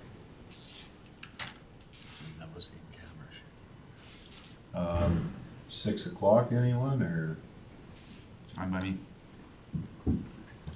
It's kinda awkward for our staff, probably, because the, 5 o'clock is the end of your day, you get to just come down to the meeting and then go, right? 4:30 is the end of our day, Your Worship. Administration proposed the 5 p.m. time just to be consistent with what the current council schedule was, so that's where the timing came from. Okay. Councillor Colton. Okay, just a through the chair to Corinne, just a question here is, this is just to really define our GNP meetings. If we were to see that, we would have to accommodate Wilhelm or whoever, is it not possible during our GNP meeting to reset a date that's good for all of us, or? Through the chair to Councillor Kuhlken, as always, any meeting date is always movable. Okay. Given a specific meeting date may not work, conference or otherwise, administration did have a look ahead at any of those bulk items, and this seemed to work, but again, any meeting date can always be rescheduled in the event it's required. Okay, so I'm good with it. Councillor Kush. Make a motion that council set the GMP committee meeting dates for the remainder of the annual term as presented commencing at 6 p.m. Okay. So you made the change to 6. Councillor Dean. Just clarify, invitations obviously are gonna go out after we set this motion. Through the chair to Councillor Dean, of course. Okay, thank you. Okay. Any other discussion? All in favor? Opposed? Carried. That will bring us to new business and the council meeting dates. Reschedule. Corinne. Further to council's schedule, we do have some conflicts to look ahead to, as well as following procedure bylaw. First, the EDA conference in April provides a conflict. We potentially are losing quorum. administration is recommending moving that meeting ahead. And given that March is a 5-week month, there potentially would be 3 council meetings. Administration is recommending shuffling some of those dates around, going to 2 meetings in March, moving the April meeting up to avoid the conference conflict, and then canceling the summer meetings per the procedure bylaw where council is only having 1 meeting through July and August. Okay. Councillor Coker? To that, I'll make a motion that council reschedule the regular meetings on Wednesday, April 12th to Wednesday, April 5th, 2023, commencing at 5 p.m. Very good. Any discussion? All in favor? That's carried. The second of council will help. I'll motion the council cancel the regular meetings on March 29th, July 5th, August 2nd, August 30th, 2023. Thank you, Councillor Wilhelm. Any discussion on that motion? All in favor? That's carried. Okay, that'll bring us to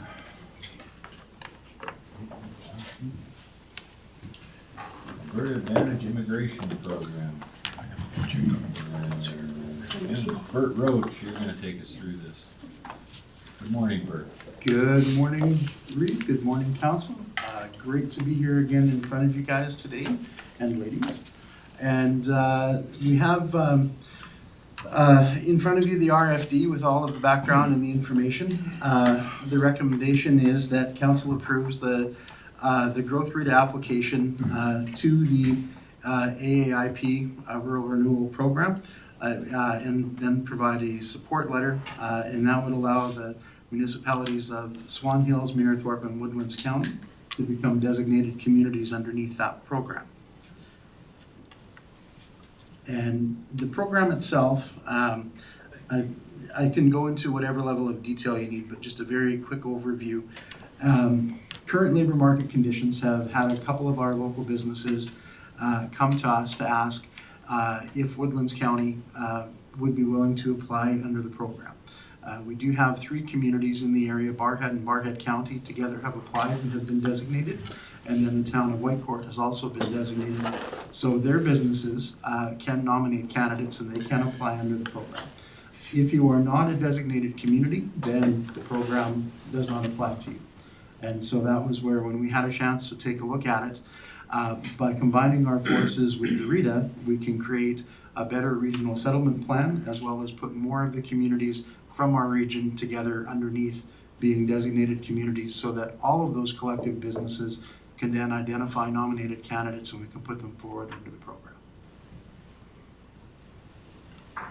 Councillor Fulton. Yeah, I think, speaking on for the RETA, and I think this was a really good move on the advice of Mr. Roach that we do it this way, and because it starts to, I guess, reach out and show that we are actually starting to develop a regional strategy here, and I really think that this is going to be good for us, because there is now the opportunity for, I guess, Mayorthorpe, Swan Hills, Woodlands, and I'm not sure at the moment County Lac St. Anne would be included in that at the moment, but because they're, I think March 31st,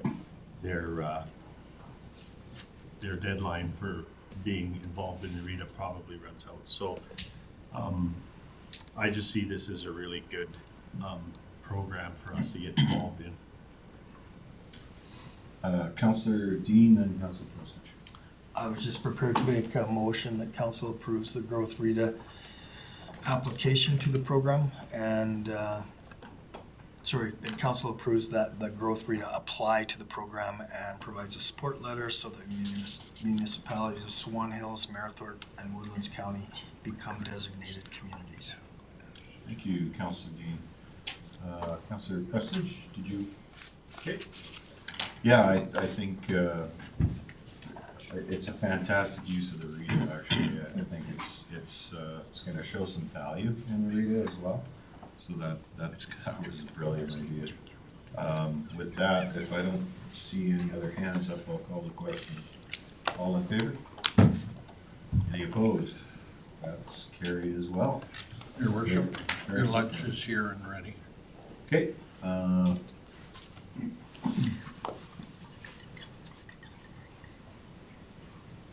think the PERC one's gonna take very long? Can't see it. Can't see it? Let's do one more. Okay. Let's do item, We need to direct. 8.3. What's that?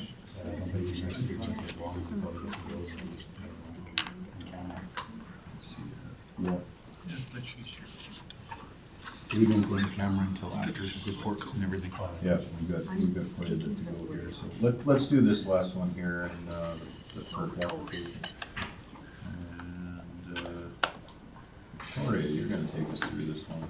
Okay, so basically, this is a request to the councils for the authorizations to write off the debts, and this is the So debt. Victoria, sorry, just a little bit louder for us. Okay. So hopefully I don't be accused of being yelling at you, right? Okay.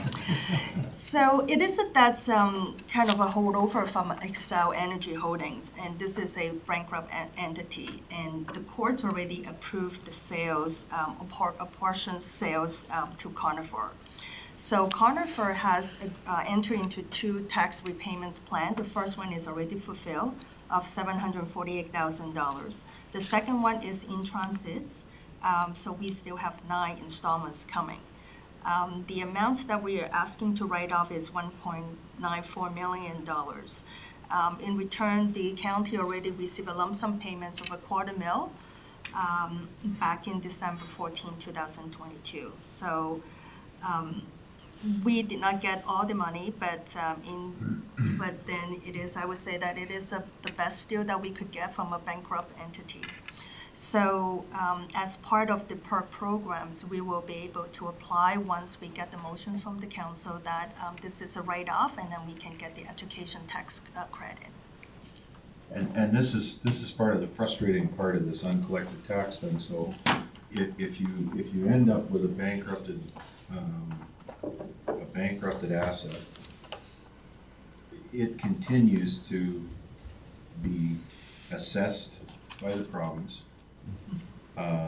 put into the education tax requisition portion of the calculation. We have to pay cash on it, but we can't collect any tax on it because they won't follow that taxation as part of the sale of the land, sale of the asset, or build that value to the asset. And the justice in these cases has even said that the municipalities are at a huge disadvantage on this, the way the calculations are working, and this is something that's come up with RMA and huge frustrations on this as well. So, I mean, writing this off is all we can do to get the money back on the education side. Councillor Prestich. Through the chair, with that, I'll make a recommendation that council authorize administration to write off the uncollected account and proceed with the application to the province. Thank you. Any discussion? All in favor? That is carried. Okay, with that, let's break for lunch. Let's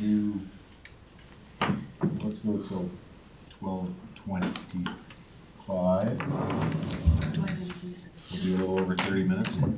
12:25, come back for that time and prepare our way through the rest.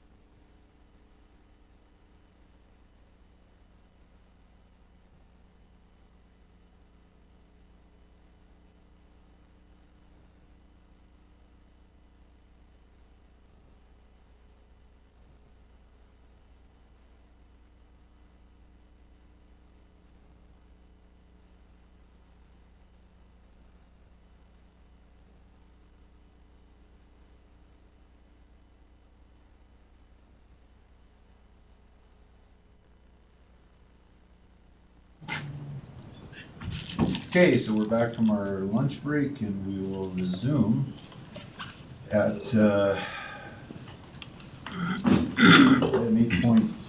Intermunicipal Cost Sharing Agreement, interim payment to the town of Whitecourt. And, Ward, you're gonna take us through this.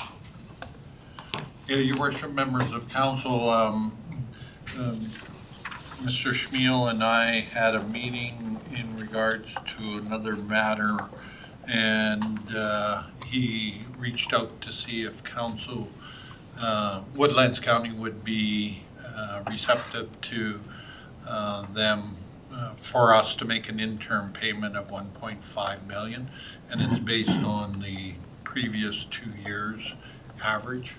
And I said I'd bring it to council for consideration, and in the past, we have forwarded money to them.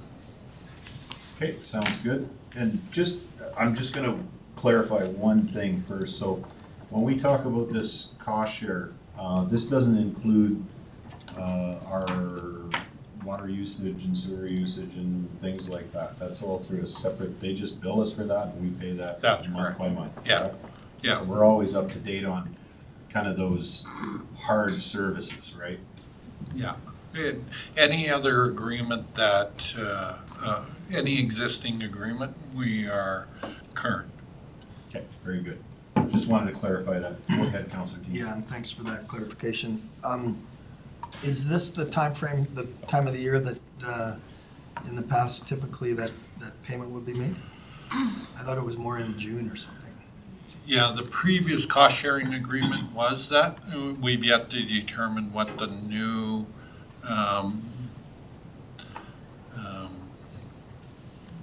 payment arrangements will be. Typically, you forward the first half of the year, and then that money gets them to the end, and then you make that adjustment, so.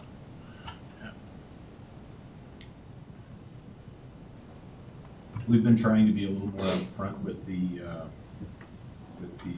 payments so that the other municipality is not out of pocket. There isn't a perception that way either, so that's really why I think it's good to move in this direction. Councilor Cush. Just one quick question, and as far as funding for it, do we have the money there? Is it gonna run us into having to use a line of credit before, I guess, our taxes come in, or we good on this? Your worship, through to Councillor Cush, the money is in the budget, and we have sufficient funds in our bank account to cover the costs that would not impact our line of credit.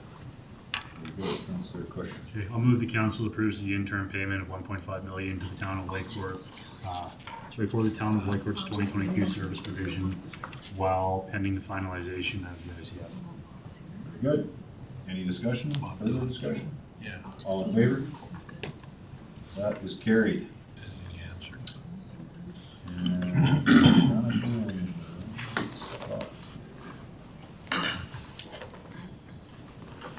Okay, item 8.5, unpaid tax recovery.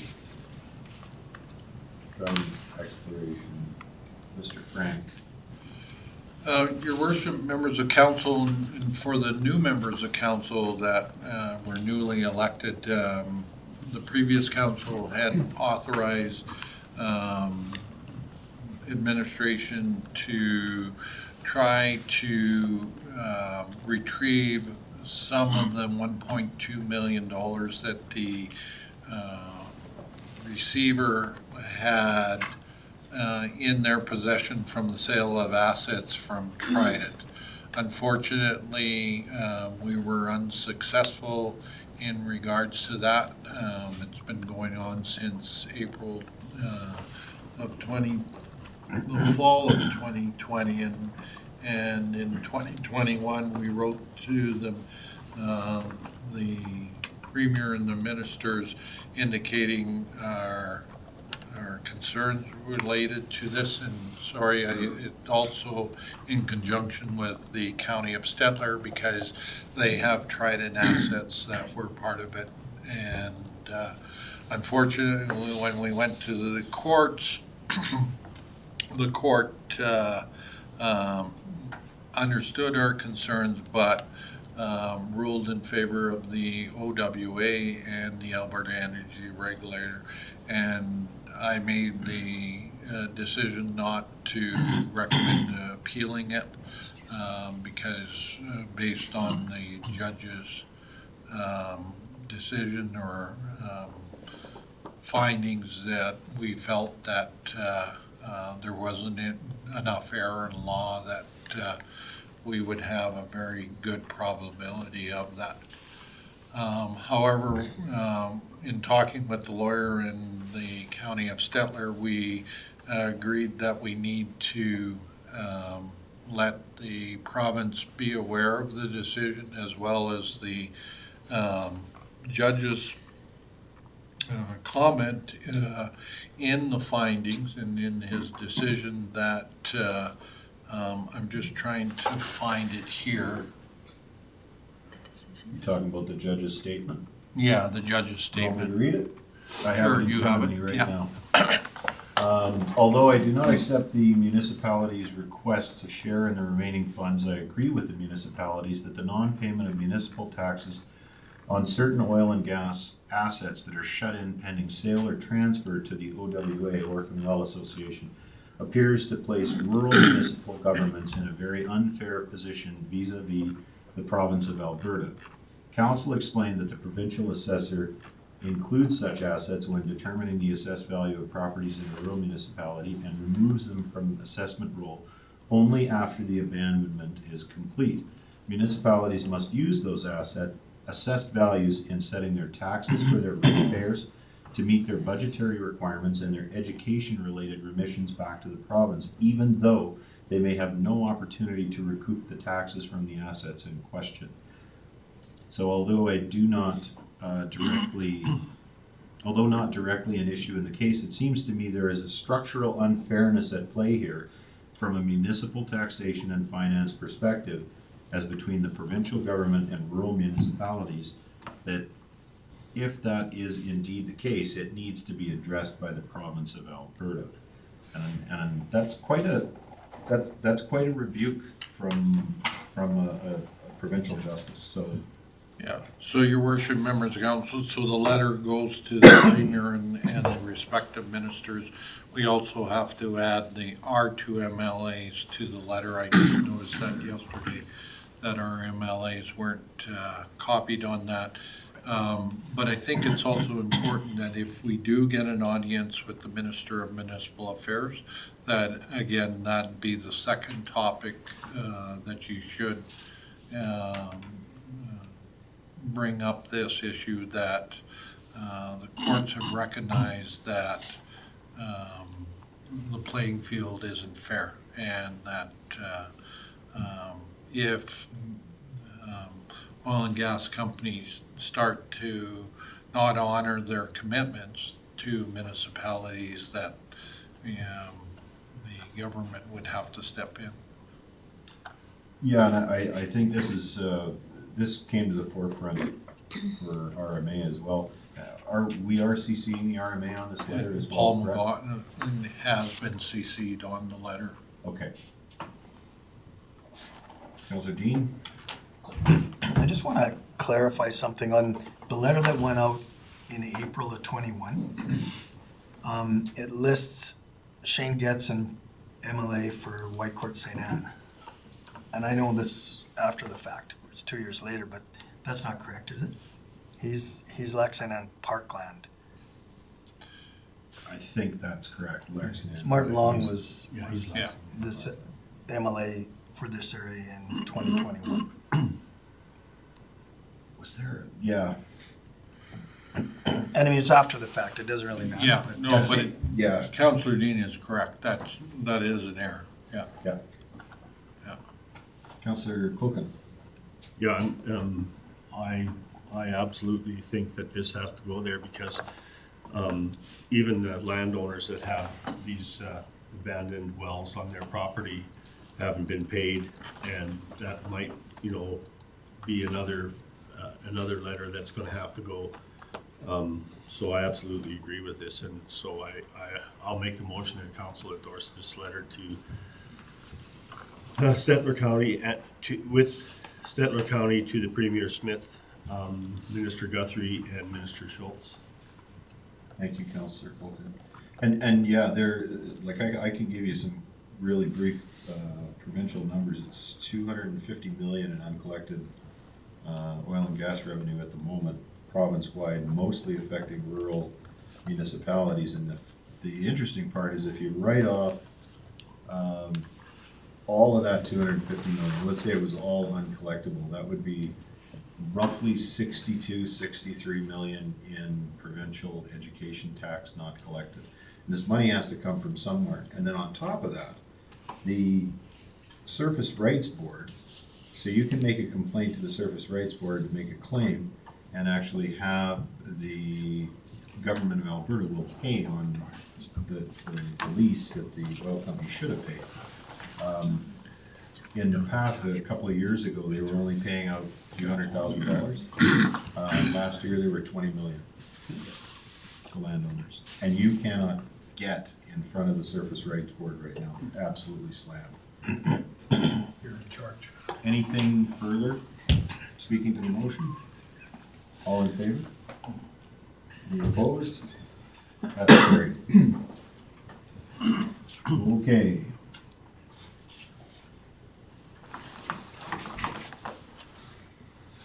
That's the unpaid. Correspondence and information. So I have to get to my agenda again.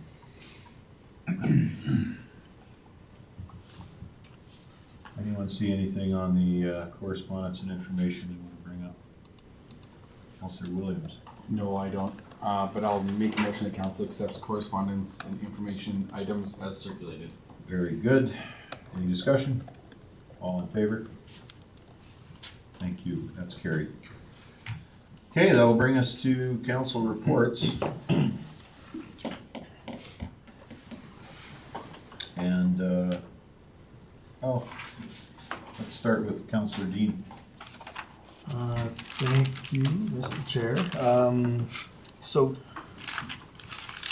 had the good fortune of attending the Ag Service Board Convention in Grand Prairie from January 17th through 20th. And it's the second conference I've attended, Ag Service Board Conference. And I always find the information, for me especially,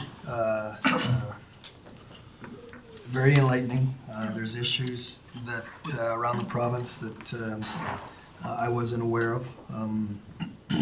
For example, one of the resolutions that went before the attendees dealt with fertilizer, and the resolution was asking the industry basically to set the parameters for what the absorption rate, et cetera, would be. And I thought that was a little curious. And so when I started asking a few people, they explained that, there are some producers that just scatter their fertilizer on the top instead of putting it down when they're seeding, and that distorts those numbers, the numbers that get released into the atmosphere. So there's always things like that come up, and overall, our whole committee was able to save Councillor Williams, and it was a great opportunity for the committee to look at all those provincial matters and just become more aware of it. Some takeaways as well that Don is going to bring to our committee over the next few months. And then last Monday, along with a few other councillors, I attended the Pembina Zone meeting. And on the 24th, we had our Airport Advisory Committee meeting, and one of the key takeaways from that meeting is that that committee is going to have a kind of an informal strategic planning session with respect to the existing airport master plan. It'll be good for the committee to become more familiar with that document. On the 27th, I attended the council tour of Christensen Development Adult Living Facility in kind of downtown Whitecourt. Beautiful facility. They're close to opening, probably a month or so away, and it's going to be a real a good addition to seniors housing in the area. We all know that as the decades roll by, where there's going to be a greater and greater need for facilities like that, and this one was kind of a long time coming, but it is a very, very beautiful facility. And then Saturday, Reeve Burrows and Councillor Wilhelm and myself attended the Chamber Gala to represent the county. It was a nice affair. They recognized the Small Business Award winners, and a good time was had by all. And that's it. Okay, thank you, Councillor Dean. Any questions to Councillor Dean? Just wanted to make a quick comment. I wasn't at the Ag Services. You said everybody except for Councillor Oh, Williams. so I meant I also committee. wasn't there, but yeah. Okay, sorry. Okay. Councillor Wilhelm. Great. I'm mostly just going to rehash everything Councillor Dean said, because I wasn't at the Ag Services conference, but I was at the Airport Advisory Committee meeting last week. Seems to be a good energy in that group, so it'll be interesting to see after this review of the master plan what kind of great ideas we can get coming out of that. And then as well on the 28th, I went to the Chamber Gala, had a lot of fun that night, and interfaced with a lot of people I hadn't seen in a while, so it was a good time. Other than that, pretty quiet for a couple weeks for myself. Any questions to Councillor Wilhelm? Okay, thanks, Councillor Wilhelm. Councillor Wilkin. Okay, January 17th to 20th, we had our ASB conference, and the messages that, for council's purposes, for me, that were very apparent were that economic development will happen in the north, both because of geopolitical and internal political drivers. That was a big message brought forward by three of the different presenters. Agriculturally, the Athabasca and Peace watersheds will potentially become massive irrigation areas because of the water and the land area that's there. Water management is going to be something that municipalities are going to really have a good look at, because that will be part of the strategy going forward. If you look at the ministerial piece where they changed the Minister of Agriculture and Irrigation, which is going to become a huge part of what's going to happen here in Alberta. The other one was we listened to cow value chain, but it reflects on the entire agriculture industry, and we really need to start having regional collaboration with our ECDEV committees, with our community futures people, and that has to become part of municipal policy development in order for us to be ahead of this curve that we know is heading in that direction. And that was a clear message that was there, other than some of the internal agriculture pieces. Then got back from that, and on the 21st I was at the Wild Alberta workshop, and they developed finally the messaging around wild, and the other major discussion that we had there, which has been ongoing, has been how do we make sure that the committee functions the way it needs to function within the REIT umbrella. And from that now, we've, despite the fact that we shouldn't probably have to do this, we're doing the feasibility study of whether Wild can actually stand on its own as a destination marketing organization. Then 23rd was at the Pembina Zone meeting, and what was really great there was that Shane Getson's presentation on the economic corridors aligned itself perfectly with what we had at the Ag Service Board convention. indicating that the government is very, very aware of where all of this is gonna go. And I found that really, really interesting, because I didn't put those things together. So then I went through our, the Economic Rural Alberta Development Plan, which really starts to lay out the strategy for the provincial government. And all of these pieces are starting to line up.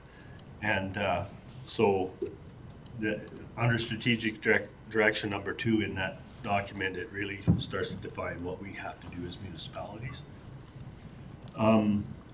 The rural business supports and entrepreneurship is a place where we can have an impact. And that's going to be up to our ECDEV committees and community futures and all of those parts of this municipality that have to work in that general direction. 24th of January, I had a Barhead District Social Housing meeting. And admin staff's doing a really good job managing. We're coming in on budget or under budget despite all the challenges that we've had. So that part of it, we can rest assured that that group is doing their job.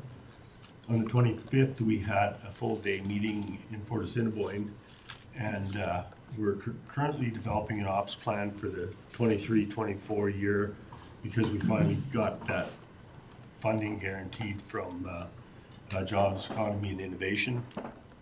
And the strategy is to get an admin position regionally to represent, because currently, whether any of you guys realize it or not, if we didn't have PERC to carry the heavy load on this, and for those of us who aren't really, I guess, as well educated in the economic development, the RETA would really be struggling, but we're getting it sorted out. So then on the 25th, evening of the 25th, I had a school council meeting. It was really interesting because one of the things that I've been bringing in as a message was trying to get entrepreneurship initiatives into our school system and how that all aligns. And I've been tasked to initiate a discussion with the Pembina Hills School Board and superintendent to see what kind of junior achievement pieces are included for entrepreneurship. So I'm looking forward to that one, because that's one that I'm really interested in. January 30th, I had a long meeting with Michelle from Community Futures, Bert, and the chair of the RETA, assessing the needs of an admin person and trying to define what that admin person that we need in the RETA would look like. And came out of that with some interesting ideas, and we're currently putting a proposal together to see if there's anybody out there that can fill that void. Tonight I guess I'll have a meeting with the Canadian Voyageur Brigade group to, they're interested in developing a documentary that would encompass all of the regions that we talk about in our RETA. And we don't know what that would look like yet, but they want to use that as that bicentennial as a vehicle to start telling the story of rural Alberta. And I'm so happy that Woodlands is at the center of that conversation. If we can direct it, we're going to have a lot more feedback from that will be, at the end of the day, beneficial to Woodlands County and the region. That's been my 2 weeks. Okay, thanks, Councillor Quilkin. Any questions to Councillor Quilkin? Okay, Councillor Williams. I unfortunately, these 2 weeks had a lot of schedule conflicts, but I missed the Ag Service Board meeting, and I had a BARC meeting and I also was unable to attend, so I'm gonna try and get with those guys and see if I can do something different about their scheduling. Okay. Any questions to Councillor Williams? Councillor Prestige. On the 18th, I attended a tourism meeting in Hinton. This was the Northern Rocky Mountain Tourism where it starts from is, it's through Alberta Tourism, Aboriginal Tourism of Alberta, and in the past, we have our basically four main tourist areas, and that is Banff, Jasper, Calgary, Edmonton.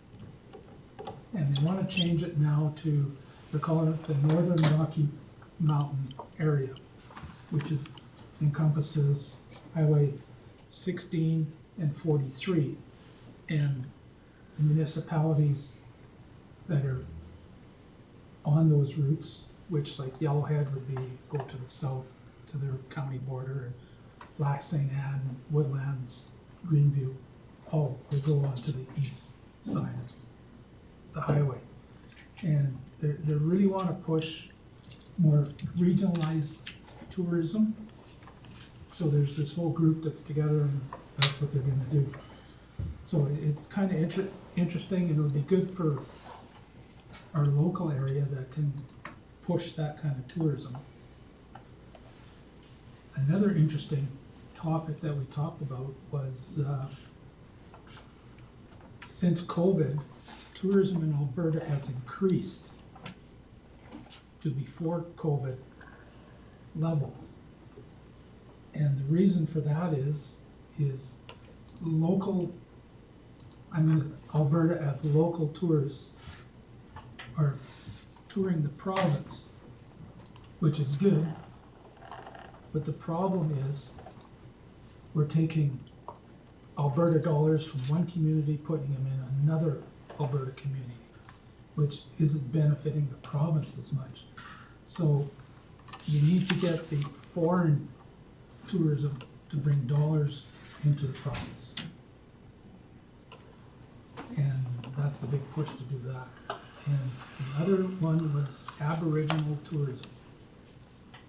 There's a whole group that are looking at that. And what's interesting is the interest they're getting for that is not local people wanting to do it. It's from Europe. They want to experience, chuck wagon events, and similar to what this guy just outside of Whitecourt wants to do. And they want to experience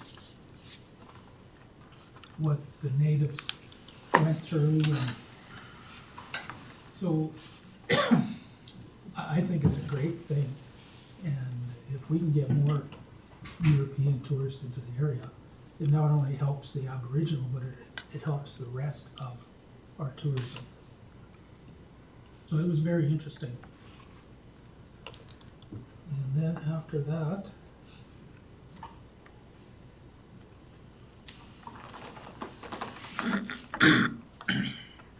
the 23rd was our Zone 3. I think it's been covered very well already.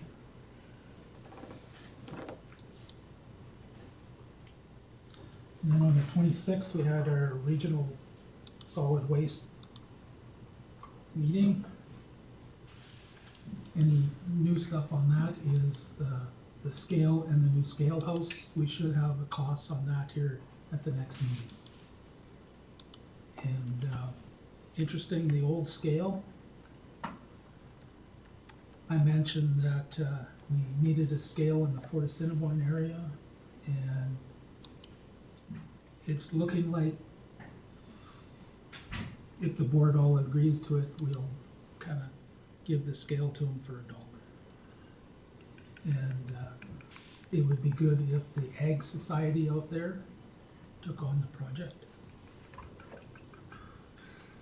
Great idea. Very good. I did the Christensen Development Tour on the 27th. Great facility. I was kind of picking out my room.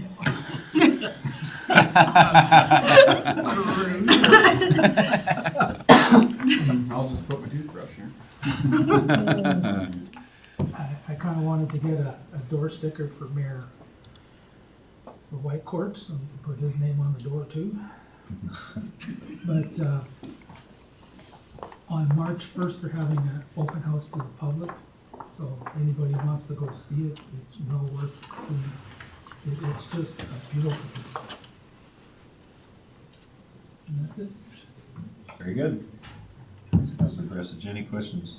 Councilor Williams? I just have one question. Do you think that the scale taken on that project would be better by the Egg Society or the Egg Service Board? Whatever works best. Because I'm on the Egg Society, so I can mention it to them, and also on the Egg Service Board, so we've been talking about that on the Egg Service Board. There will be some cost involved with moving it and setting it up. For sure, Councilor Kulkin? I guess I just have two questions. One, Bruce, would you see that organization being able to use the Wild platform that we spent a pot of money on, that they would have to redo as well, as a vehicle to start their promotion? That would just, I don't know if you can answer that question, but would you see some value in that? I could see some value in that, but this is a specific zone. Yeah. So as long as it falls into that zone. Well, no, the wild piece, because it's under the RETA, it's the regional development piece. And I see that because we have the platform for that's all that really is a website and a destination marketing organization, which would be able to have their operators put their stuff on that site, and that goes all over the world. Yeah. So if we can, facilitate something like that, it would be Yeah. good. I think Bert has the contact information Okay. for these people, and it'd be worthwhile contacting them. Okay, anything further? Thanks, Councilor Prestidge. Councilor Kush? Hey, well, rehashing what a lot of people said here. One other thing out of the Egg Service Board conference that wasn't touched on there was we talked about the global effect of what's going on in Ukraine and how that's going to affect currently and continuously for the next while a lot of surprisingly the egg trade globally and where that's all going to go to and the constraints it's going to put on our country and our province specifically too. Attended the Zone 3 meeting. One thing out of the Zone 3 meeting kind of took away as kind of a head scratcher was when ACO was talking, they're giving their presentation on power and kind of where it is in the grid. And it was asked about where things sit and where they look when we come up to the federal mandate for, I think it's 2035 for all EV vehicles or a reduction in your standard combustion engines. And the constraints that are coming onto the grid, their answer to that was they hope that there's going to be private industry or others that are going to kind of get involved to try to build up the system. So it's kind of a little surprising. I understand where we are, and the demand that's going to be there, but the fact that they're planning on essentially hopes for this, and we don't have a solid course ahead right now is kind of a little unnerving. Attended after that the Crossroads Crop Conference in Edmonton there on the Wednesday. Same thing, a lot of what was, I guess, echoed at the ESB kind of transferred over to this. Big thing they had in there one afternoon was, again, a lot of the talks about the war in Ukraine and just your crop kind of transfers and where that's all sitting. So it is on a lot of people's radar as far as how that's affecting a lot of the egg industries globally. Had the privilege of sitting in with the 4-H willing workers out in Samo there on Saturday. They had a bunch of presentations from the junior members. They're giving public speaking and presentations, and got to sit in there along with MLA Shane Getson to do, guest judging for the kids. YRL had a trustee every year, start of the year. It's another orientation where they kind of go through just the responsibilities and rules and stuff for the members and kind of where we sit and where we fall between the trustee organization, council, and the libraries. And it's more of a refresher for a couple of years now. And then again, the landfill authority. One thing that wasn't mentioned though about the scale that we should bring up when we have our next meeting anyways is I agree probably a good idea is like a pilot project, so probably keep costs down to get something set up, see how well used it is, But just bear in mind for the people who are on the council here and on that board is that the scale is also coming to the end of life, and a lot of the parts and stuff for it aren't readily available anymore. But with that in mind, it's also not going to get the amount of traffic over it that you'd see at the landfill and stuff as it is. So it could be something that, you know, we could put in, we could trial it, we could see how it goes, and it could buy time before we actually have to put the money into something else. Also, something else that came out of that idea we put forward too, when they're looking at getting rid of the scale shack and stuff, is that they have part of their policy there is to try to keep as much stuff out of the landfill as possible. So instead of just crushing and getting rid of the scale shack, to see if there's any interest privately or whatever, somebody from the public wants to possibly pick up the fees of removing it and taking the building out. So their ideas are put on the board instead of throwing more material into the landfill. That's what I got. Councillor Copeland. Yeah, just a comment, Dave, and you know, that's a piece that I really missed, and I'm glad you picked it up. And this is probably more for the people that are watching, but that piece of what's happening in the geopolitical in Ukraine, one of the really interesting things was that we know, or the industry, the cattle industry knows that there's going to be a vacuum south of the border on the beef processing because of the amount that's been brought up here that were actually salvaged dairy animals. And what was identified was that when that starts to happen, the two big plants, the Brazilian plant and Cargill in southern Alberta, are going to start to feel the effects of it because they're going, all of that fabrication is going to go south of the border, which is going to draw the cattle that we have south of the border. And because that's monopolized, right now we're seeing a good price, but the price is going to change when that monopoly starts to kick in. And the unfortunate piece is we have no regional capacity to fill the needs here. And that was identified 20 years ago, and we're still there with the same problem. So this is where municipalities really have to start to figure out what are they going to do to have that custom machinery in place so that we have some food security that, you know, because whether we like it or not, farmers are going to ship their animals to the best market. And if we don't have that product, we're going to have to get substandard products somewhere else. One more thing I just want to touch on also came out of the Ag Service Board was the need for protection of prime egg land.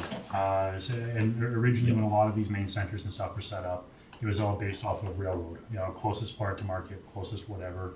But by being the closest point of market was also where a lot of the ag centers developed because that's where your prime land was. Unfortunately, with a lot of, let's say, cities and towns and everything expanding, a lot of that's being used up.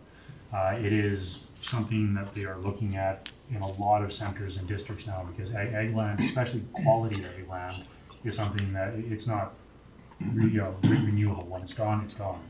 So they're looking, and I know this is something that was mentioned about like your land use bylaws and stuff, you know, just trying to find ways, especially with the new green initiatives and solar farms and wind farms and stuff that are coming on. A lot of them are targeting that prime ag land, and when that stuff is used, it's gone, which again puts more strain on the rest of the industry. But having that strain is also now helping develop a lot more urban type farming initiatives and stuff that are trying to help fill that need too. So it is coming. Okay, Councillor Dean. Yeah, just to add one more piece to what Councillor Cush is talking about with respect to those energy projects, the wind farms and the solar farms. Not only are they sterilizing that land, and sometimes that land's sterilized for, you know, between 10 and 20 years because all the nutrients are dried up out of it. There also appears, in the example that Minister Horner gave, because that industry is still new, the level of oversight is not what you would expect. He gave the example of a tower that was constructed that affected a Star's flight plan. So this project was approved, was built, and then all of a sudden the airspace was impacted and taken away. So that's just an example of the lack of oversight, if you will. Okay. Thank you. So for myself, I've been back and forth with strat planning with RMA and some other RMA-related duties, but I'll touch on the big ones first. So the zone meeting I attended with everybody, I thought there was you're seeing a little different format there where RMA is trying to reach out and actually put some issues together for the zones. And I thought that the one question that we got feedback on was, did your ICFs have a more positive, like, are your, and this is 13 municipalities in a room. After you completed your ICFs, is your relationship better? And there, not a single one said yes. So it would seem that legislation is not having the effect that it is supposed to. The ag services I attended in Grand Prairie, that was my first opportunity that I got to actually go to it. And I think what really we're seeing is a bit of a shift in an understanding around rural land use. We used to have lots of it, and you kind of think you're not going to run out of it, and your management of it is a little bit lax. Man, it's okay, we can put this over here. And now we're starting to see some of these competing land uses, like putting solar facilities in irrigated lands, like putting solar facilities in Class 1 soils. And to your point, Councillor Dean, a solar farm, a lot of people think if you put a solar farm up that, it just sits there and runs forever. Well, the solar panels are kind of like an asphalt roof. They only have about a 20-year lifespan. Then you have to tear them out, throw them away, and either install new ones or something else. But after 20 years of not seeing sunlight and the soil not doing anything and everything dead in it, that Class 1 soil is actually rendered useless for agriculture. So it's a one-way conversion on that renewable end of things. And I don't think people realize that after 20 years, your soil is completely gone. You're creating some real challenging problems. So now you're trading food security for energy production, and it's a slippery slope.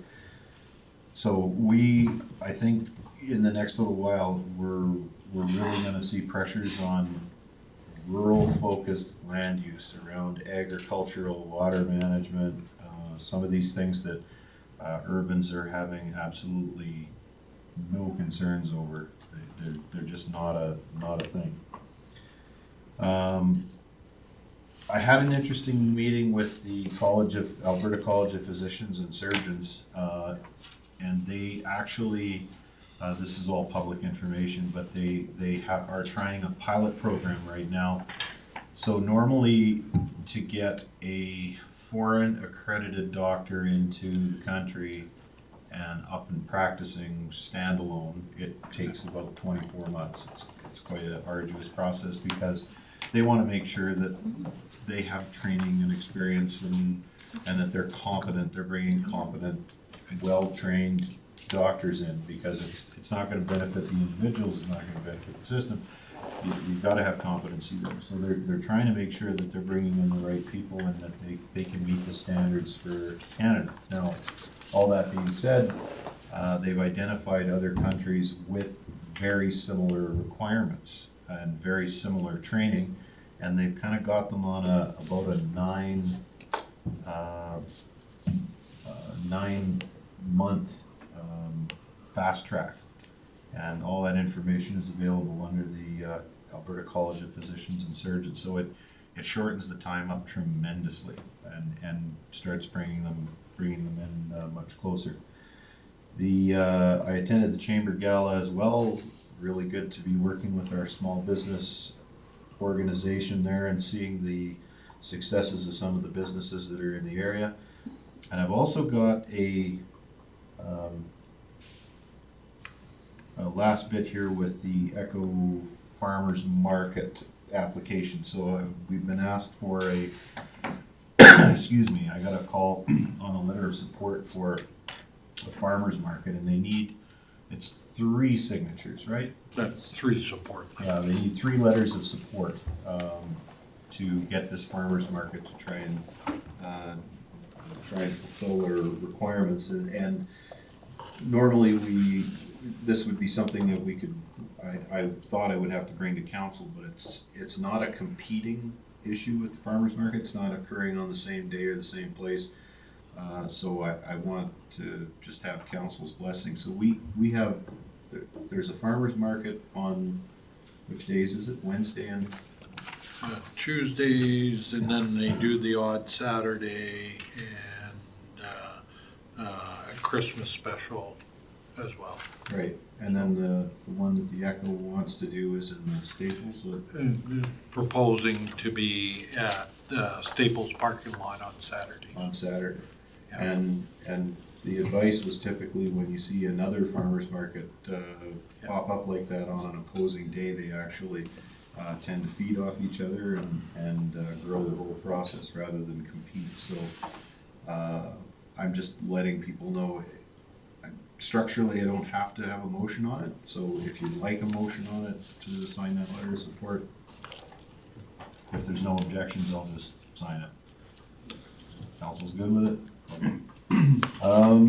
Yeah, and to Councillor Dean's example of that tower that was constructed as well, there's a number of windmills that are being constructed, and the interesting part is the municipalities, and there's been plenty of cases of this, municipalities have actually tried to object based on airports that are there. And if they don't have that airport vicinity protection plan in place, which is part of the legislation that trips over into the federal end of thing, which takes 2 years to do, they have no authority whatsoever on the airspace, and they lose it, and then the airport becomes useless. So I'm really, really happy to see that that's on our plan to try and protect that airspace around the airport, because we're running into a lot of threats right now. So if there's any questions for me, I'll take them, and if not, I'll accept a motion for reports. Make a motion to accept council reports as information. Thank you, Councilor Bush. Any discussion? All in favor? That's carried. CAO report.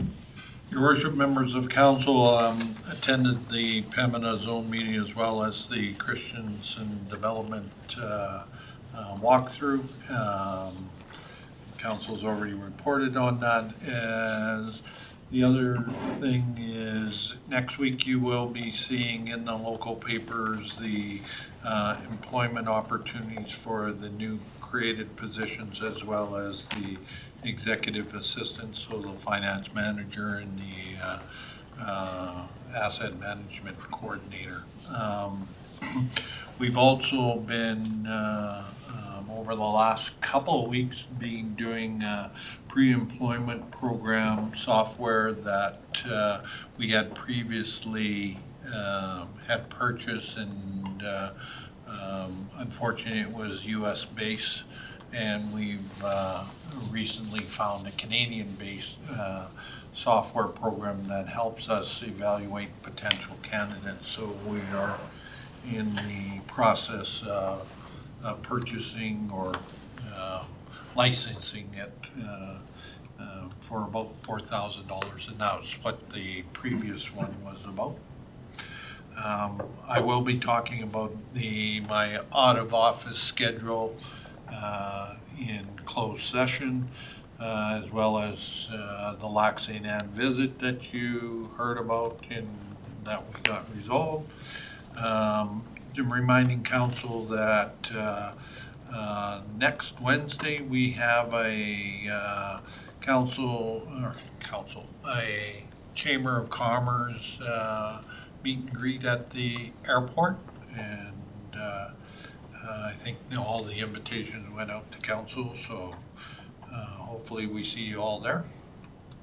Our people, our finance people are in the process of doing audit information for the auditors. They will be here the third week in March, and you should have your report by the end of April, presentation to council. And then we're still looking for June dates for the strategic plan and the psychological safety assessment or workshop, sorry, not assessment, workshop. And that's all I have. Okay. You put a doodle poll out on that, didn't you? That's correct. For those that haven't done the doodle poll, please, the sooner you get it, the sooner we can nail down those times. I've been trying, but my technical capabilities have disallowed me from, I You know at least that, I know sent your that dates, Councillor though. Cush and Dean, and Councillor Dean have actually, have done that, but I need to figure out how to do it. My wife and I will work on A dog ate my broadband. that. Yeah. I just have one question, and this popped up, and apparently, just so that everybody's aware of it. So I got a phone call on a large garbage bin, like a dumpster type container. Mr. Frank, do you wanna just run us through that new, well, it's not new, but to try and keep it off the right of way? Your worship, I'll deflect to council, or to Mr. Vachon. Your worship, members of council, over the last number of years, we've had an increasing amount of large commercial dumpsters being placed within the road allowance. Some of them near the property lines, some nearer the road. So we went up, we collected the locations of all the dumpsters. We sent letters to the dumpster contractors identifying the bins had to be removed from the road allowance. Reason being is that the municipality is responsible for any items within the road allowance. Bins are relatively large, they don't have a lot of give to them, so they do form a liability to the municipality. So those letters have been sent out. We are now getting calls from property owners, some questioning why, some questioning if they're close enough. So that's where we're at with that. So it's, just for clarification, it's within the right of way, or it's 15 feet from the property line, or what's the rules? So the dumpsters are to be on private property. So they can be 1 meter inside the property, They 1 can foot? be a foot. Okay. That's all we need. Anything further from the council? Motion to accept the CAO report for information. Councilor Crush. Yeah, motion to accept the CAO report for information. Thank you. Any discussion? All in favor? Any opposed? Carried. All right. Councilor Williams. I can make a motion to go into committee of a whole under FOIP 17, 19, 21, and 29. Nice. Very good. Thank you. Any discussion on that? All in favor? That is carried. We're in closed session.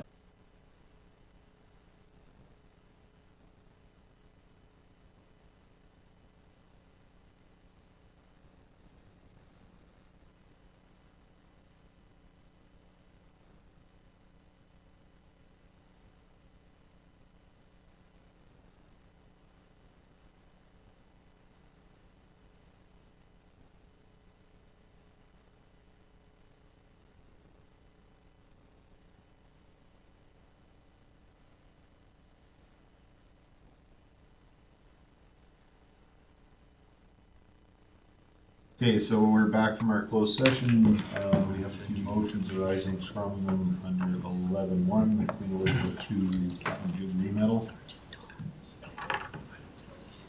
I move that council directs administration to coordinate presentations for Woodlands County's accepted recipients of Queen Elizabeth II's Platinum Jubilee Medal. Thank you, Councilor Dean. Any discussion? All in favor? That's carried. Item 11.2, ICF framework. Councillor Kulkan. Yeah, I'll make a motion on 11.2. I move that we direct administration to draft a code of conduct for committee members and forward that to governance and priorities to be discussed. Thank you. Any discussion on that? All in favor? That's carried. Item 11.3. Your worship, Yep. just so. That was Thank you. 11.3. It's fine, I got it recorded. You okay? Yep. Okay, so this will be item 11.2 on the ICF framework. Councillor Colton. On the ICF framework? Yeah. Yeah. You just, or have I messed this up? No, We're okay? no, Okay. correct. We accept, I make a motion that we accept the ICF briefing as information. Thank you. Any discussion? All in favor? All right, and item 11.4, CAO 360 performance evaluation, Councillor Cook. Move that council accept the presentation from Balance Restorative Consultant as information. Thank you. Any discussion on that? All in favor? Any opposed? Okay, carried. Motion for adjournment. Councillor Kush. Motion adjourned. I had my hand up. He beat him, yeah. Come on, not. Adjourned. Just give us